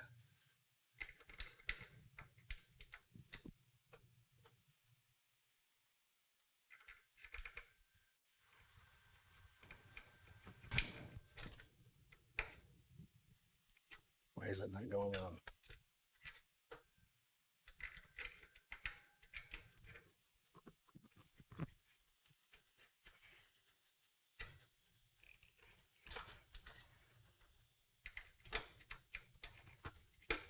There it goes. So that hooks up the front USB Type-C. Then let's come back around.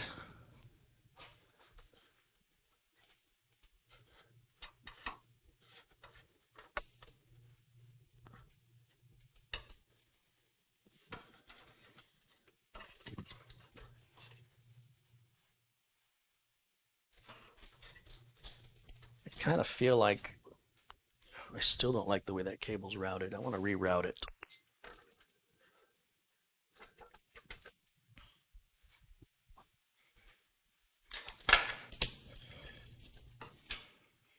Let's go that way.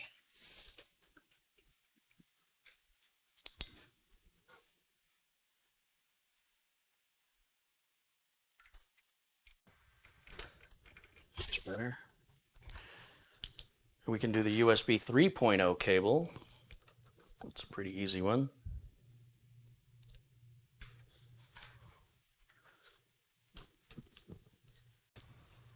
And that one should route pretty much in the same area.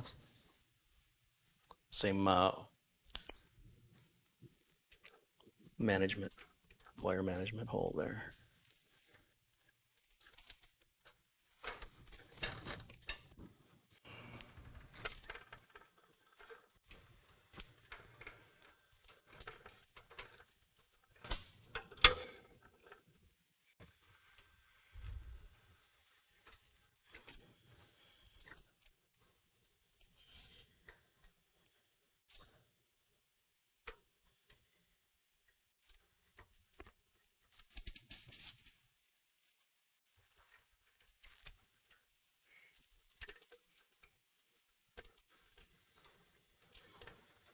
Yeah, I am just not liking the way this cable's twisted around. Take it off. See if I can find another way to turn it so it's not so folded in on its.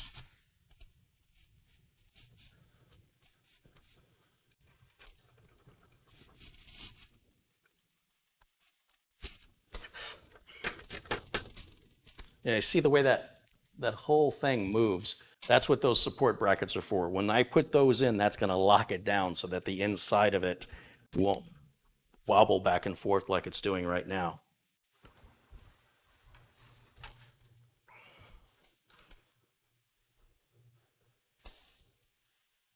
Now there is an ARGB connector. Does this board have ARGB on it?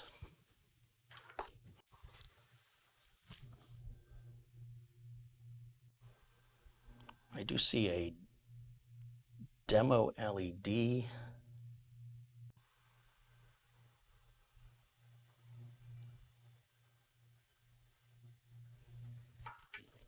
LED demo and DLED. Looks exactly like an ARGB connector. Obviously, to get my graphics card in when I'm all done, I'm going to have to remove this bracket so I can reach in there. But that's no big deal. That bracket is what's going to hold, that's what holds the glass in place. But with these two bolts, this whole bracket will come out and I can get the graphics card in. I might even be able to slide the graphics card in and up without removing it if I'm feeling lazy. Sometimes being lazy is harder work, though. Let's see what happens if I move this ARGB cable.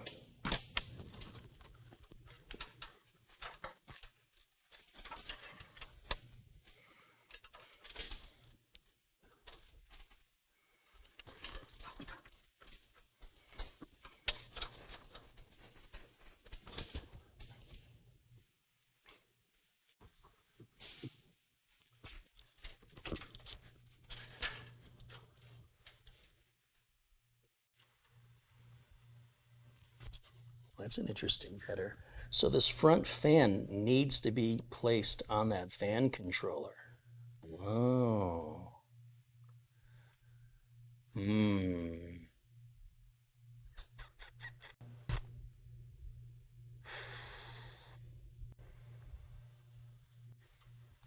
In fact, they both want the fan controller.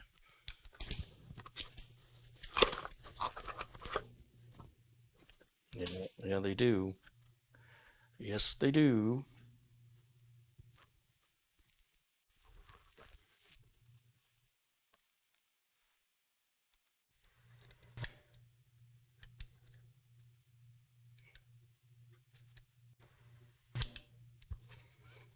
I think I can optionally plug this into the motherboard, but I cannot optionally plug in the front fan to the motherboard. So that's going to have to go into the fan controller. Then the fan controller is going to need its own power.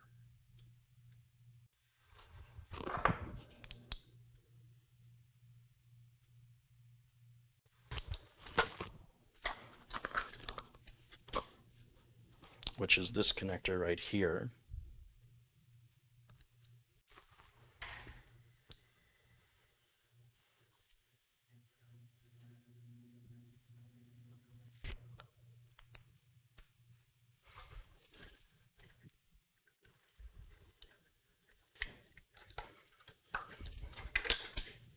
Just let that sit magnetized to the bottom of the case. And I did this absolutely backwards. I want, well, no, you know what? No, I didn't. That's fine. It's fine. It's fine. Just plug right into the power supply right there. You couldn't ask for easier access than that. Simple.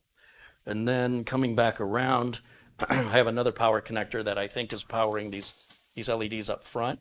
And so what I'm going to do is route that right to the same location, and we'll connect it all to the same.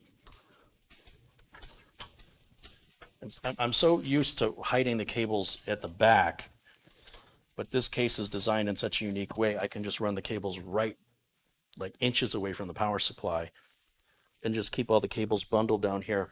With this big black metal design here, it's going to hide those cables from general viewing. It doesn't completely hide them. Even if you were looking for them, you'd find them, but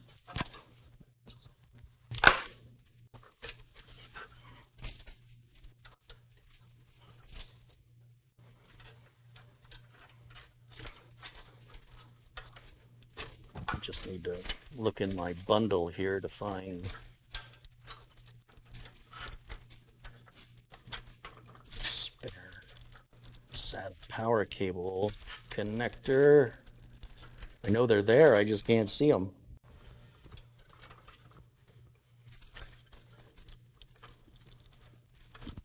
There we go. There we go.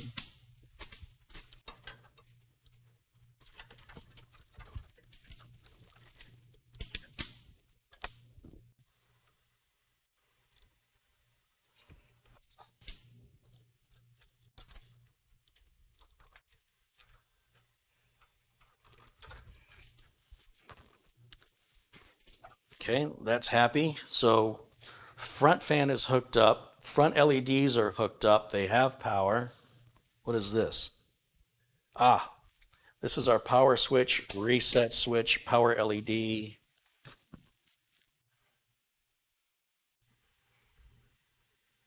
There is no reset switch and there is no hard drive LED. It's just a power switch and a power LED, nothing else. So how do I want to bring that in to the front? That's got to come down right here.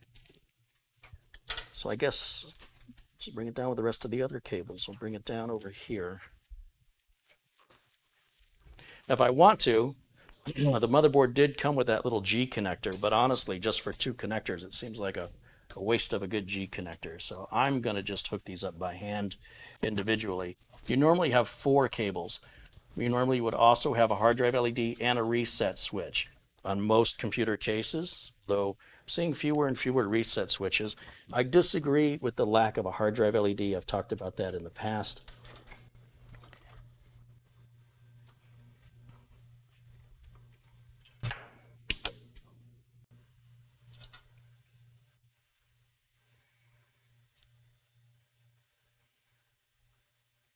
Power LED is going to go right in the same place it goes on every motherboard, at least on all the ATX and micro ATX boards. And the power switch goes right beside it on the top row of pins. I'm going to leave this glass panel off. Obviously, we still have the graphics card to put in, but we should be at a point now where we can turn the machine on, or at least make an attempt to turn the machine on and see if we get a power on self-test, POST post screen. Whew, that was actually really, really easy. Who knew? Wait, I don't want to open that one. I'll use mine. Who knew such a big, complicated beast could be so simple? On the other hand, maybe it doesn't work. Maybe that's why it was so easy. Maybe I did it wrong. Let's find out. Let's see, there's some power. I need a keyboard and a mouse. I think a little tiny keyboard and mouse would match this case great. What is this? Oh, this connects that fan controller and LED controller to the ARGB on the board, so the board software can control it. That's good to know. Let's turn this on. Let's turn this on. Let's grab the USB.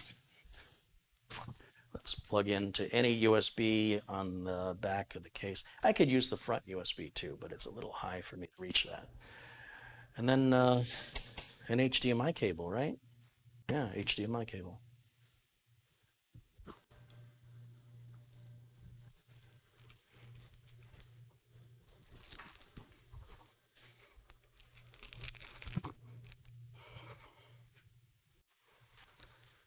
All right.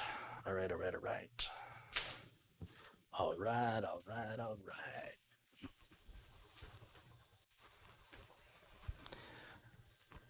Got a good feeling about this.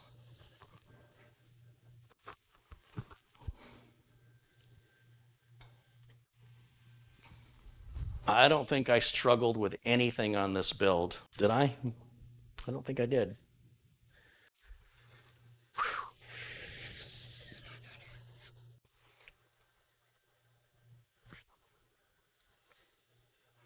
A couple of contributions have come in.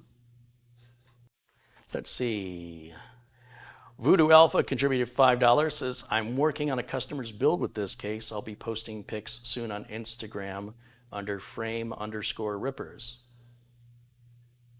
And he says, again, I'm literally working on the same case. It's pretty easy to figure out once you've taken it all apart. It seems that way, yeah. Thank you for the contributions.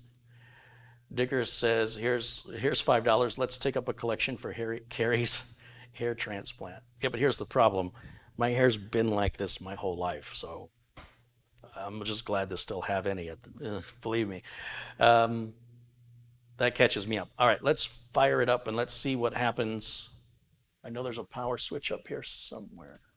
Is that it? No? How about this one? Is my power supply off? Then I have to flip the power supply switch to on.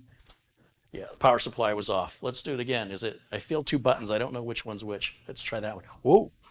I think that's the one. That appears to be the one, ladies and gentlemen.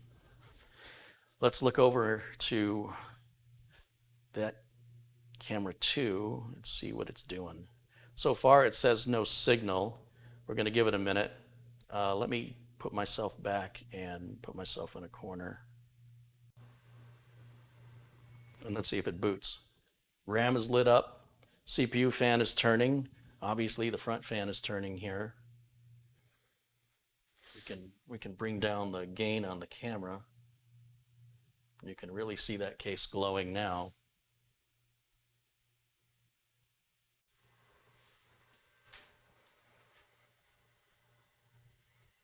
Feel like something's about to happen. I saw a flicker. Come on, baby.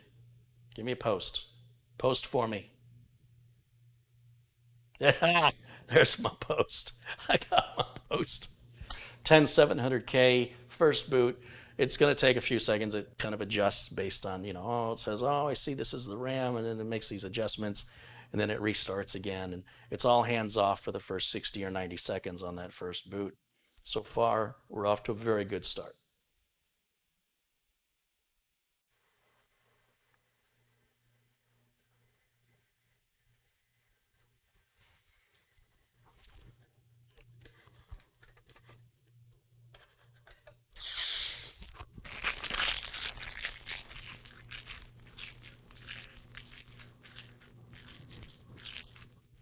Any day now, I expect something to happen.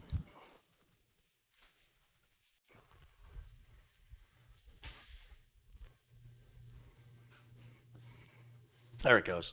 Boy, that took a while, didn't it? We're in the BIOS. We're only in BIOS version F2. Let me take a look and see if there's a newer BIOS version available. In the meantime, let you take a better look at this case. Let's do this right here.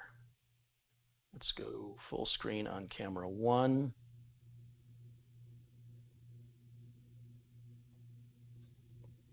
Let me lower that gain. Again, I want you to see what that looks like in person. And you can't really tell, but there's the RAM right in there also. That G-Skill RAM glowing.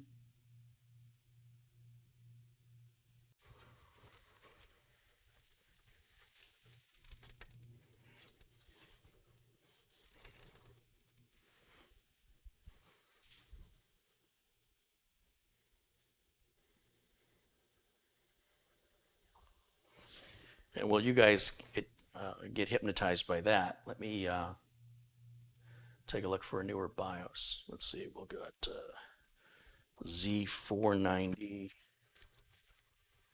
Aorus Elite.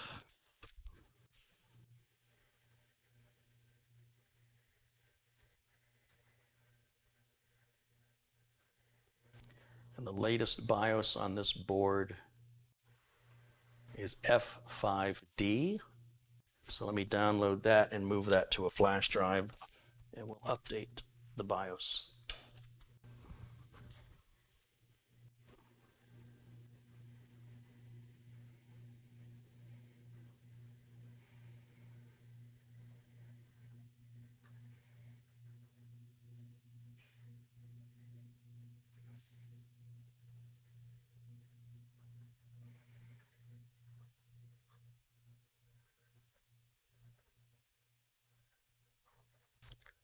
So far, so good.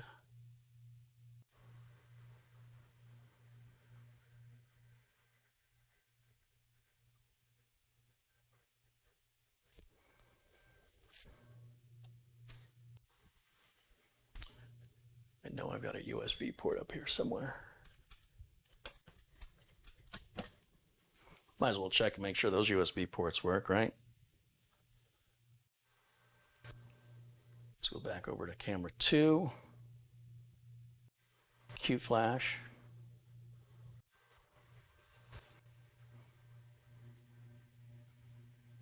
Update BIOS. There it is. Yes. Here we go. Press to start.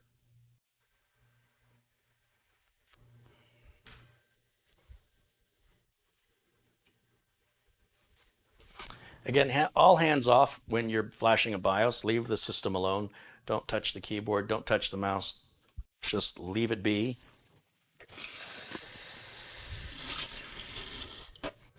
And let it do what it needs to do. Once the newest BIOS is installed, then I can begin the Windows 10 installation. Once Windows 10 is installed, I can grab the updates. And once all those updates are installed, I can install the 2080 Ti graphics card. Once that's installed, we can run benchmarks.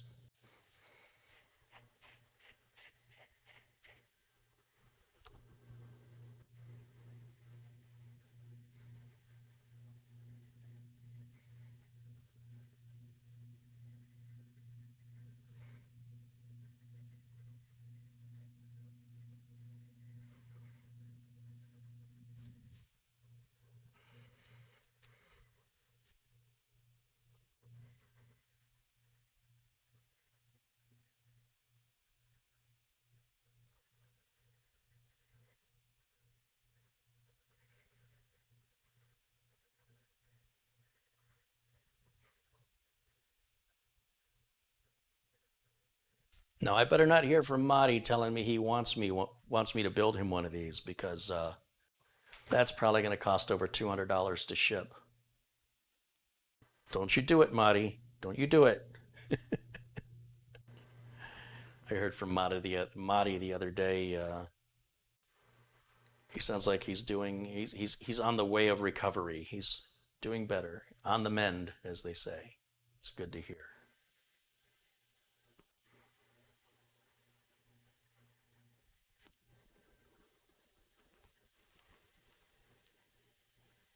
What are you telling me? The other piece is a power supply shroud? Is that what you're saying? Okay, I'll get to it.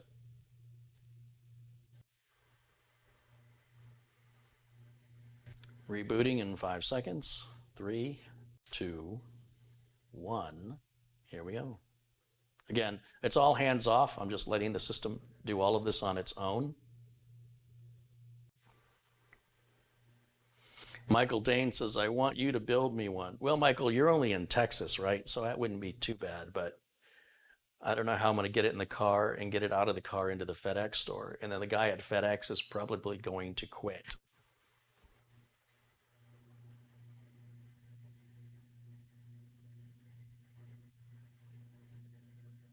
Just waiting for the system to reboot right now. Again, after a BIOS update, it may take, 30, 60 seconds. Be patient. Don't mess with it. It will come back on in a moment.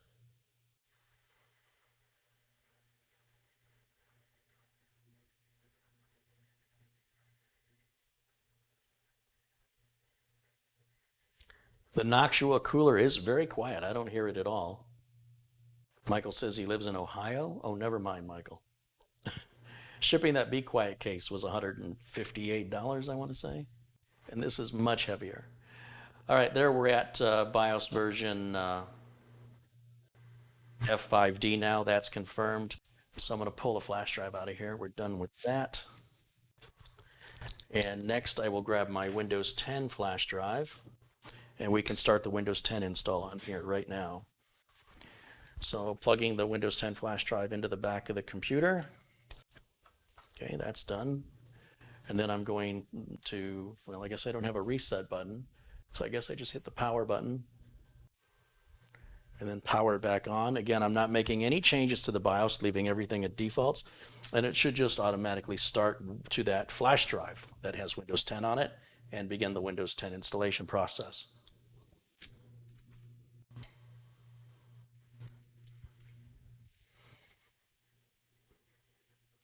Yeah, there we go.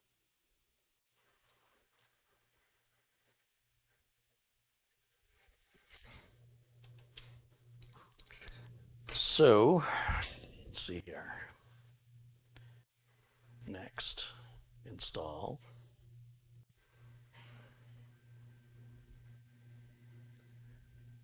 Say I don't have a product key for now. It'll be Windows 10 Pro.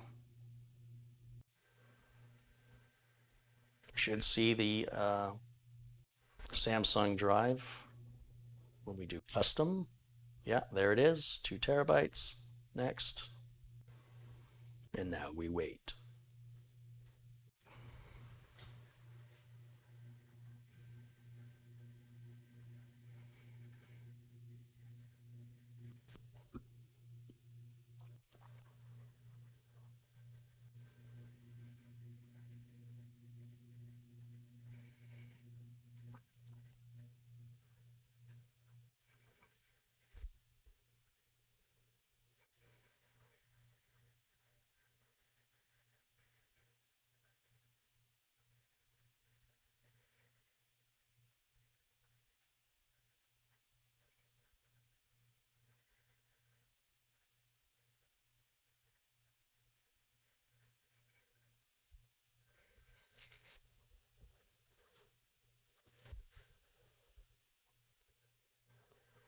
Oh, that's the Windows 10 install. At this point, when it reboots, I can remove the Windows 10 flash drive. It no longer needs it anymore. It's going to finish the everything it needs to finish installing Windows 10 has all been copied to the solid state drive. The solid state drive has been partitioned, it's been formatted, and the files have been copied that quickly. This is Windows 10 2004. Paul Newman says shipping to Australia will probably cost more than the build itself. Nearly. Yeah, it would be expensive.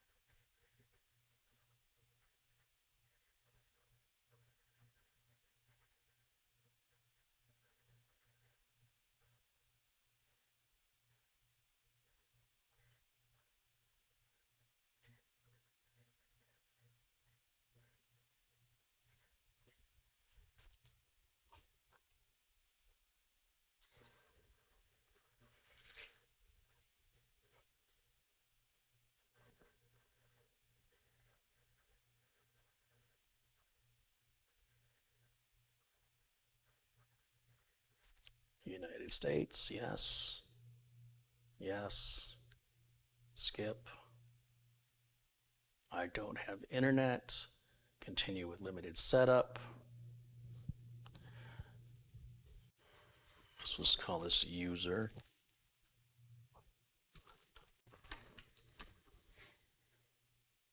Next, no password.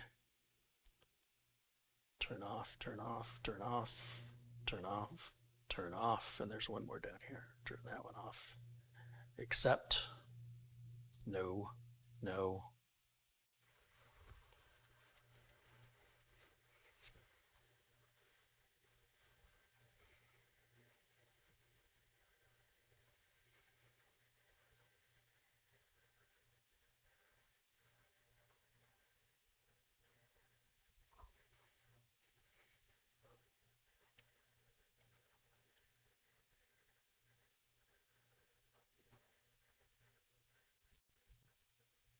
Well, it's doing that. I guess I'll grab an Ethernet cable so I can plug it in and grab the Windows updates next.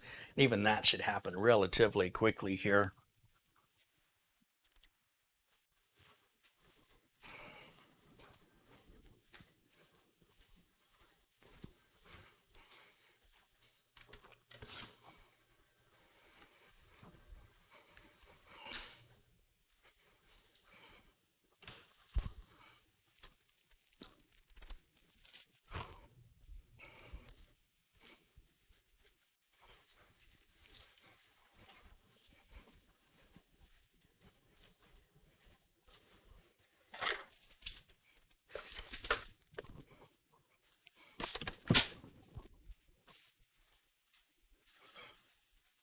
Hey, there's our desktop.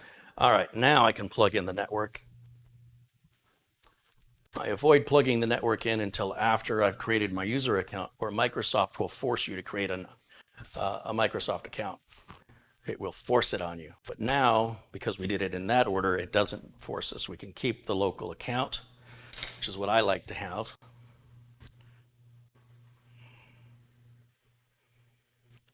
And we'll hit Windows Updates.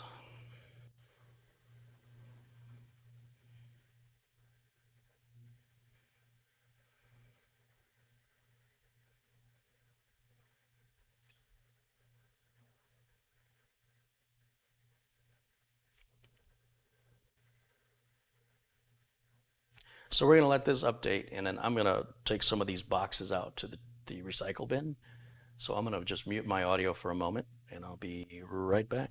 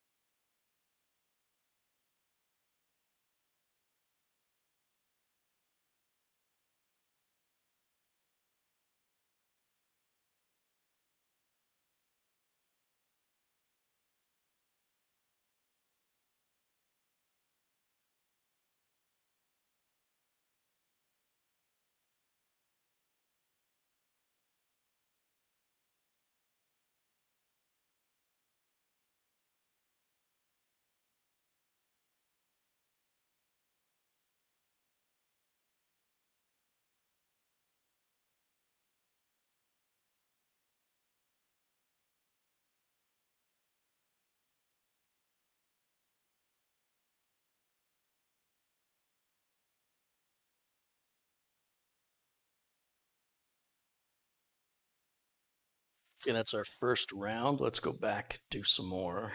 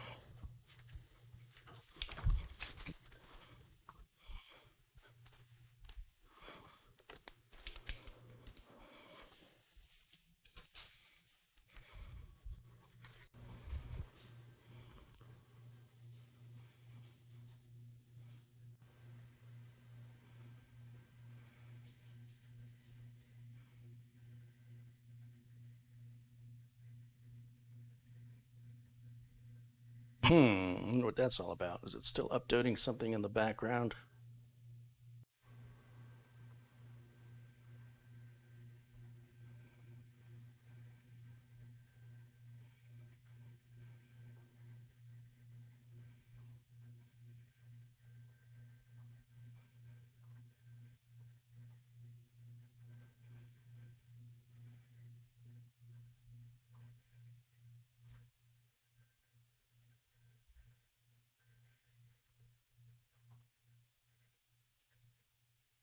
Well, I have no idea why it's doing that, and I'm not going to worry too much about it.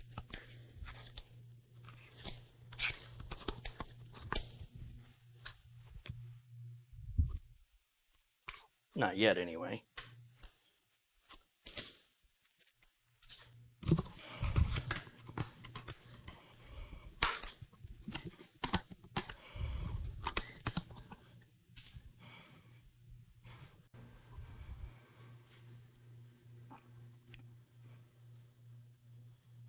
I'm going to try one more thing before I move on to the next thing, and that is I'm going to shut it completely down.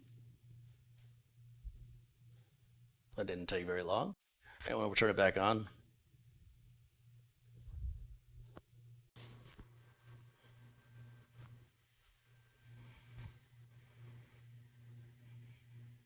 Pretty happy with that boot time.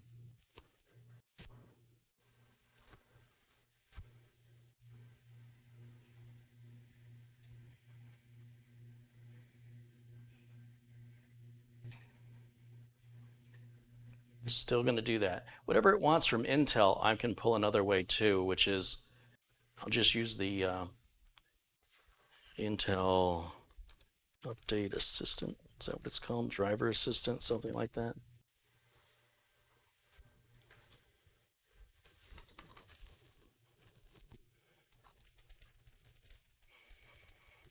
I don't care if I misspell it. Google knows what I mean.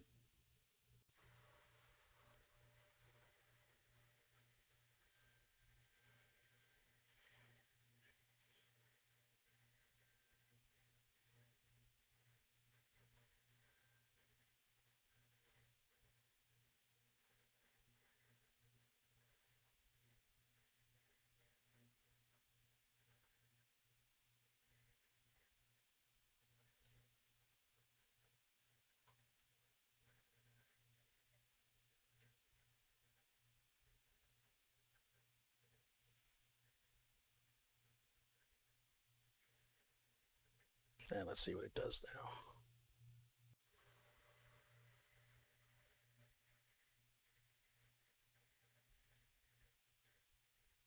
No supported driver or software updates are available for your system. All right then. Let me grab my utilities flash drive. Let's plug that in real quick.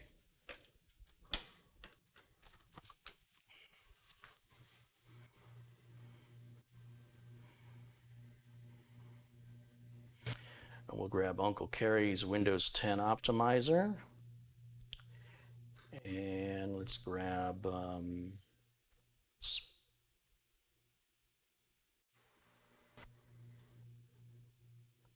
benchmark there. And can grab crystal disc mark portable, hardware monitor, 595. That ought to keep me busy.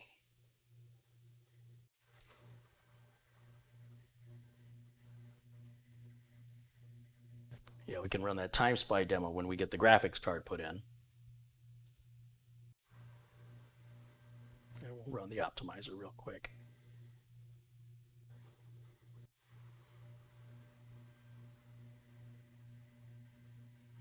Yep. Okay, moving right along.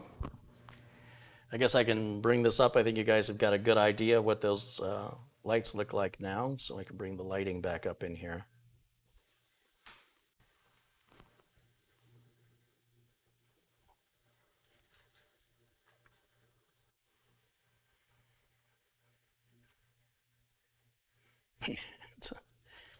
It's a decent boot time. Really is decent. Let's see how well the actual cooler is working. So let's go to HW monitor. Let's start that out. Let's see where we're at on our temps.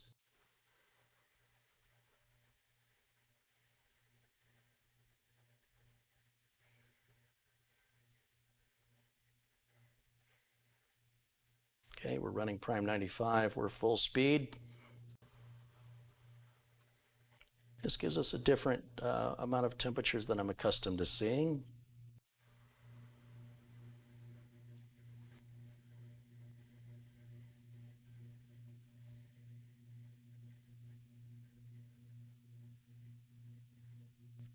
It's running nice and cold, I'll tell you that. We're going to let that run for about 15 minutes. Grab my timer.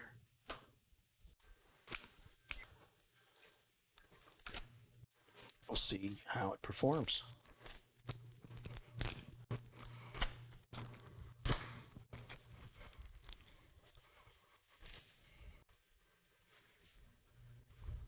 That's almost too cold. How is that possible? Maybe we can run the other temperature program too, just to get a second opinion. Run HW info. Of course, the motherboard manufacturer has their own temperature monitoring software as well, but I like to be consistent in my testing so that you guys can replicate it at home on your rig, and make sure that keep everything the same as possible.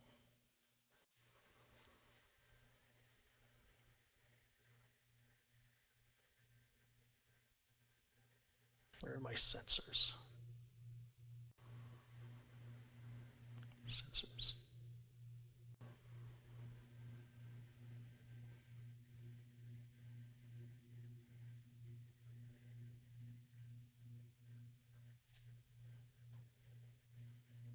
Well, these temperatures are not matching. These temperatures on the right look accurate. These on the left, not sure what's going on there. Intel Comet Late. Oh, that's what I was looking for, but that's just utilization, not temps. Looks like they're going to have to update this software, so I'm going to fall back onto this software because this is what I'm looking for. I don't know why those numbers are so different.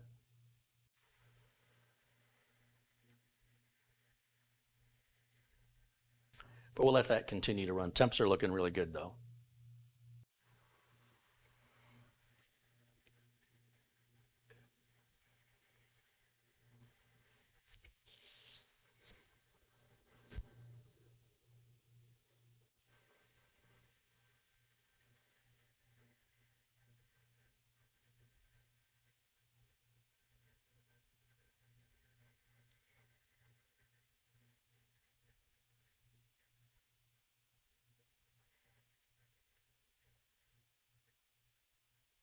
This thing is dead silent. I've got to tell you, this would be a great streaming machine so I could broadcast and, be able to hear myself, or you guys would be able to hear me. I'm going to take the plastic off this piece of glass while we're waiting. So let me do that.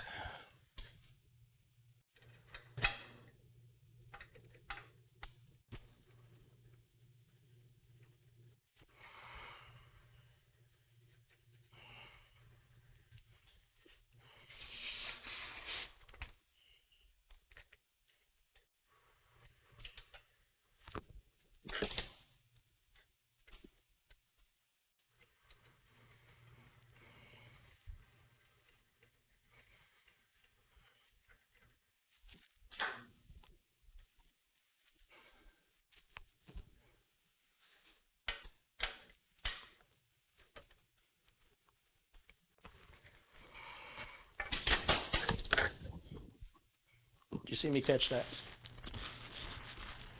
That's bodacious cat-like reflexes. That's what that is.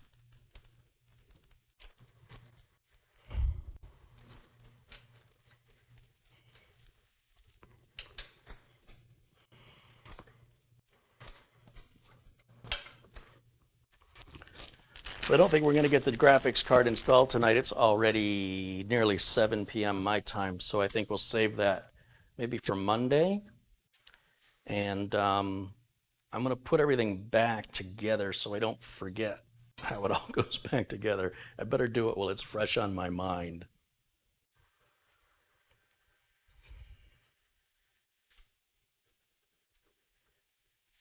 Let's see.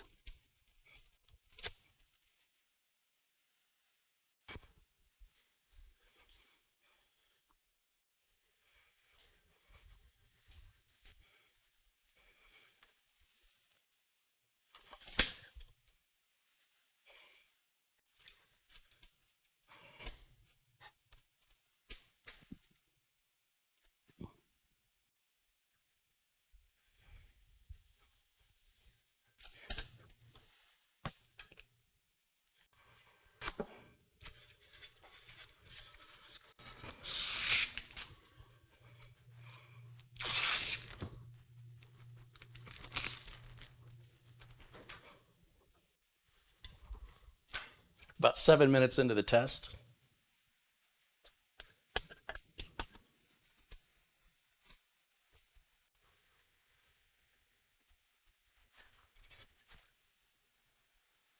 Ooh, storm's coming.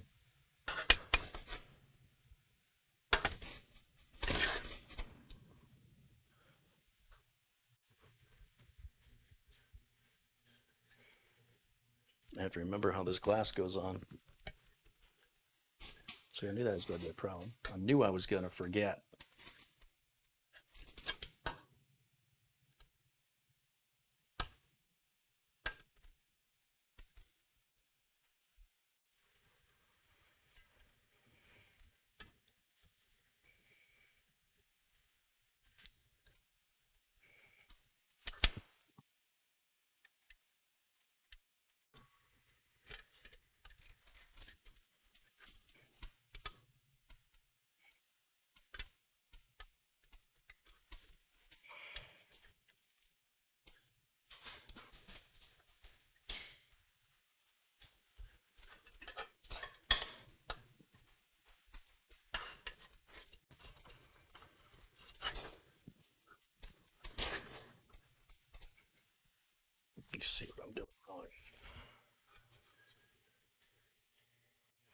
should go on like that.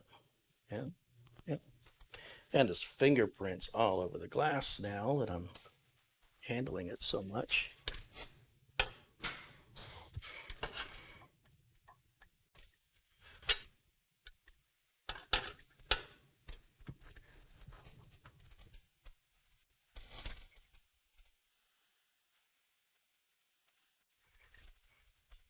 There it goes.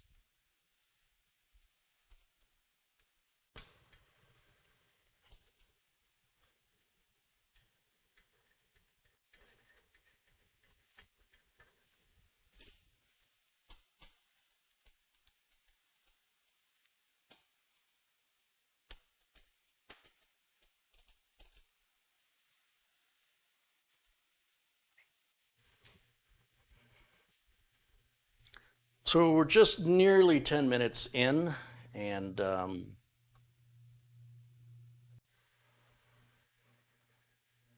looking good.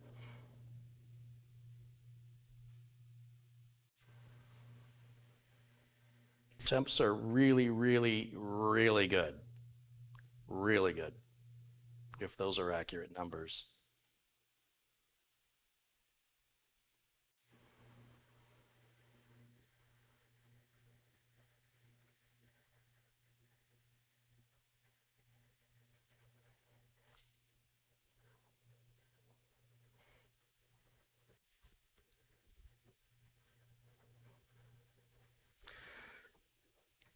Oh, what am I missing?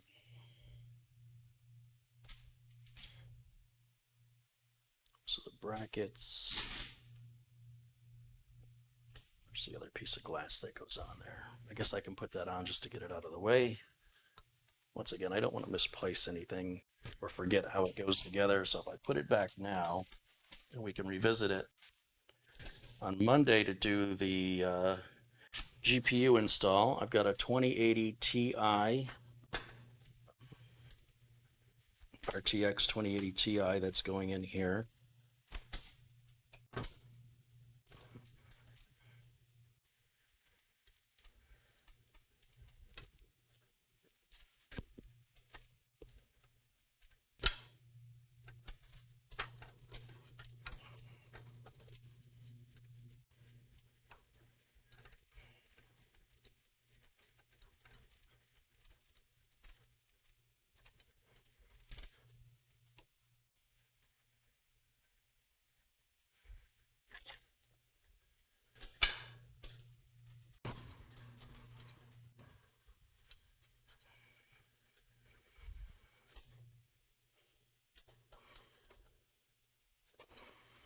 Nearly 12 minutes into the test. We're almost done.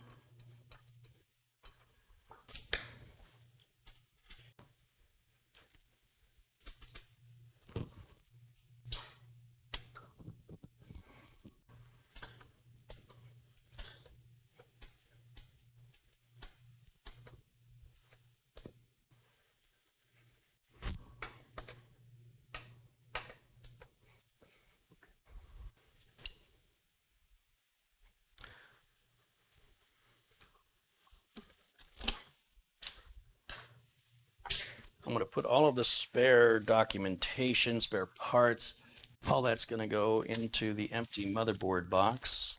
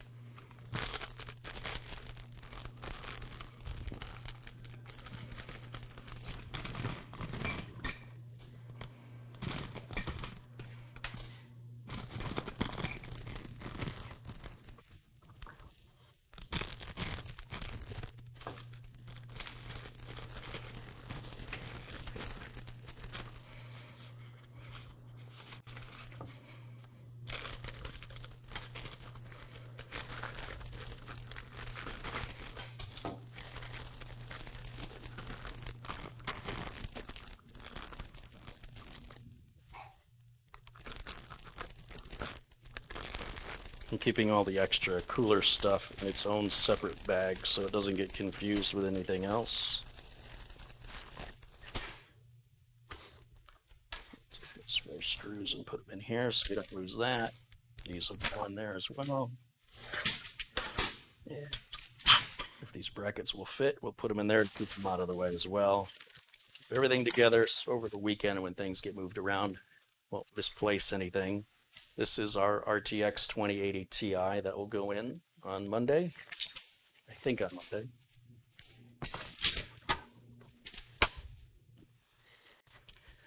Okay.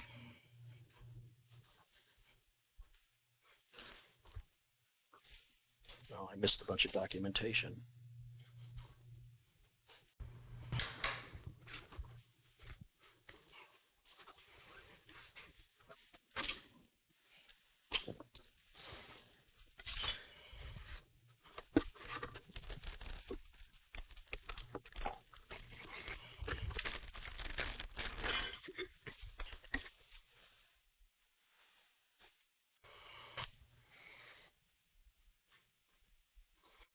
And at 15 minutes precisely right now, according to the timer, which of course I started a bit late, but looking at the results, it seems unbelievable that it's running that cool. So I will definitely be checking this Noctua cooler out. I've got another one on the 9700K as I intended, just to do some comparison testing with the cooling performance between Be Quiet's products, Scythe's products, and Cooler Master's products. So I think that's going to wrap it up for me for today. I appreciate everybody joining me. Let me go full screen back. You know what? Let's just stop all these tests. It's clearly not going to be a problem. If we let it continue to run another 5 minutes, nothing major is going to change. I know that's for a fact. So we're just going to go ahead and stop these tests.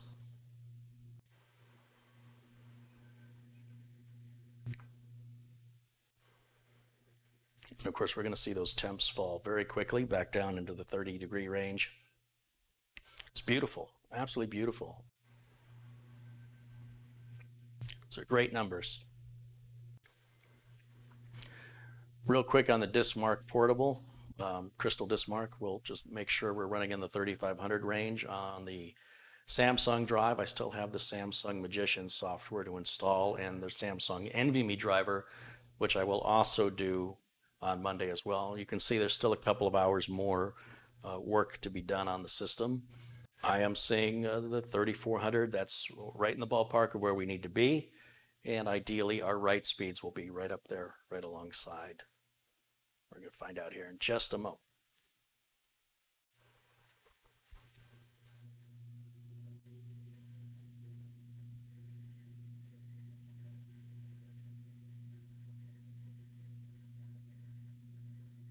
Here we go.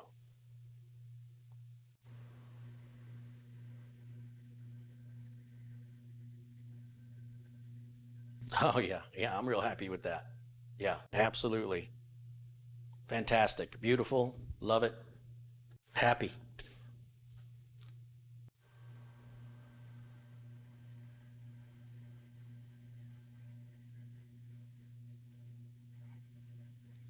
So those are the only 2 numbers I'm interested in. So I'm going to go ahead and close this out and we can shut this down.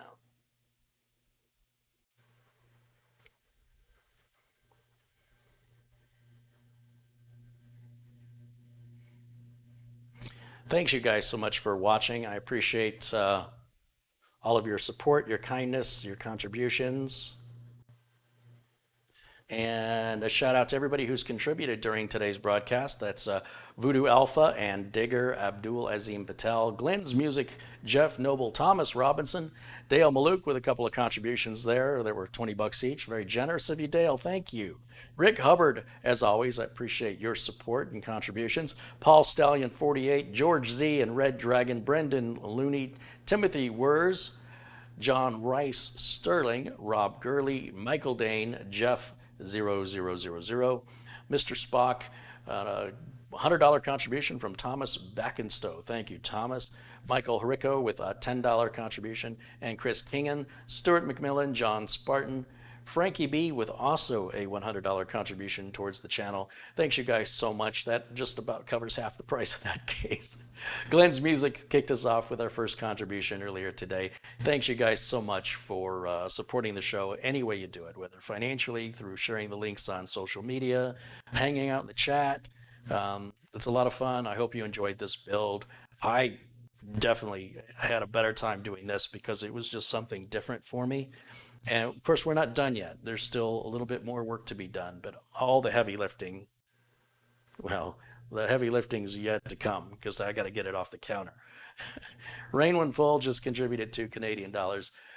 Thanks to all my friends in blue here in the chat for keeping it civil today in the chat room. And those of you who are not blue, it's my goal to turn you blue. Just be nice to one another, be a regular name I see in there, and I'm going to turn you blue just to for me to acknowledge you in the future, to say, oh yeah, that's a name I've seen before. That's a person who's been helpful and kind to others, and I will gladly turn you blue. I would like nothing more than everybody in my chat room to be blue. I appreciate hanging out with me today, you guys. It's Friday. It's time for the weekend. There'll be a couple of videos released over the weekend that my sister has put together. I'll release one on Saturday and one on Sunday. Shorter videos, not live, and give you some content for the weekend. Thanks for watching. I'll see you all very soon. Until then, bye for now.